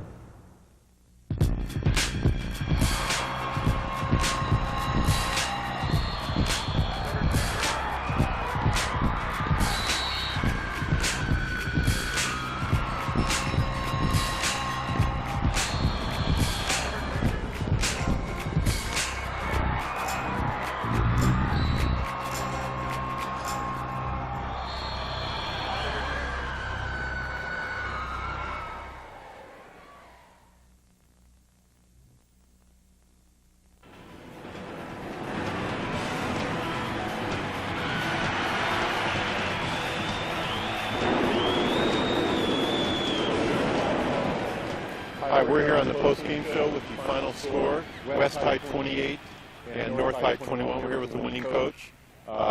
West High won their first game tonight in the Southwest Assembly League. They're 1-3 in conference play. Coach, big victory for you. What was the big play tonight? Anything in particular? Well, I don't think there's one big play. You know, I think if you break down a football game, it's a bunch of big plays. And our kids stepped up tonight. We're so proud of them. You know, first league win, I think, since '94. And secondly, I'm just glad to be here in this interview because I know that you don't interview the losing coach. Well, that might be true, but I'll tell you one thing.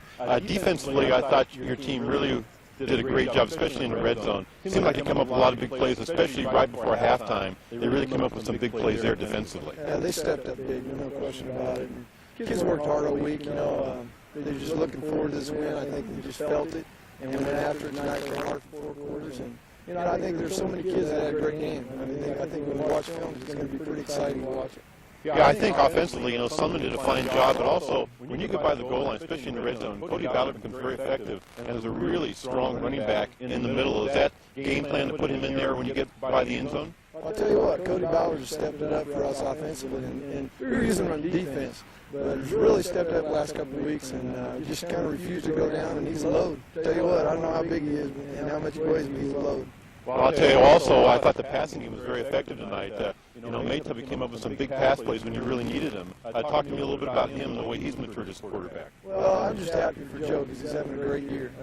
You know, I'm not big on statistics, but I know he's one of the leading passers in the Valley. And, you know, just a great win for him. And, you know, I know he probably won't sleep tonight. And he has some key clutch passes, and we're real proud of him.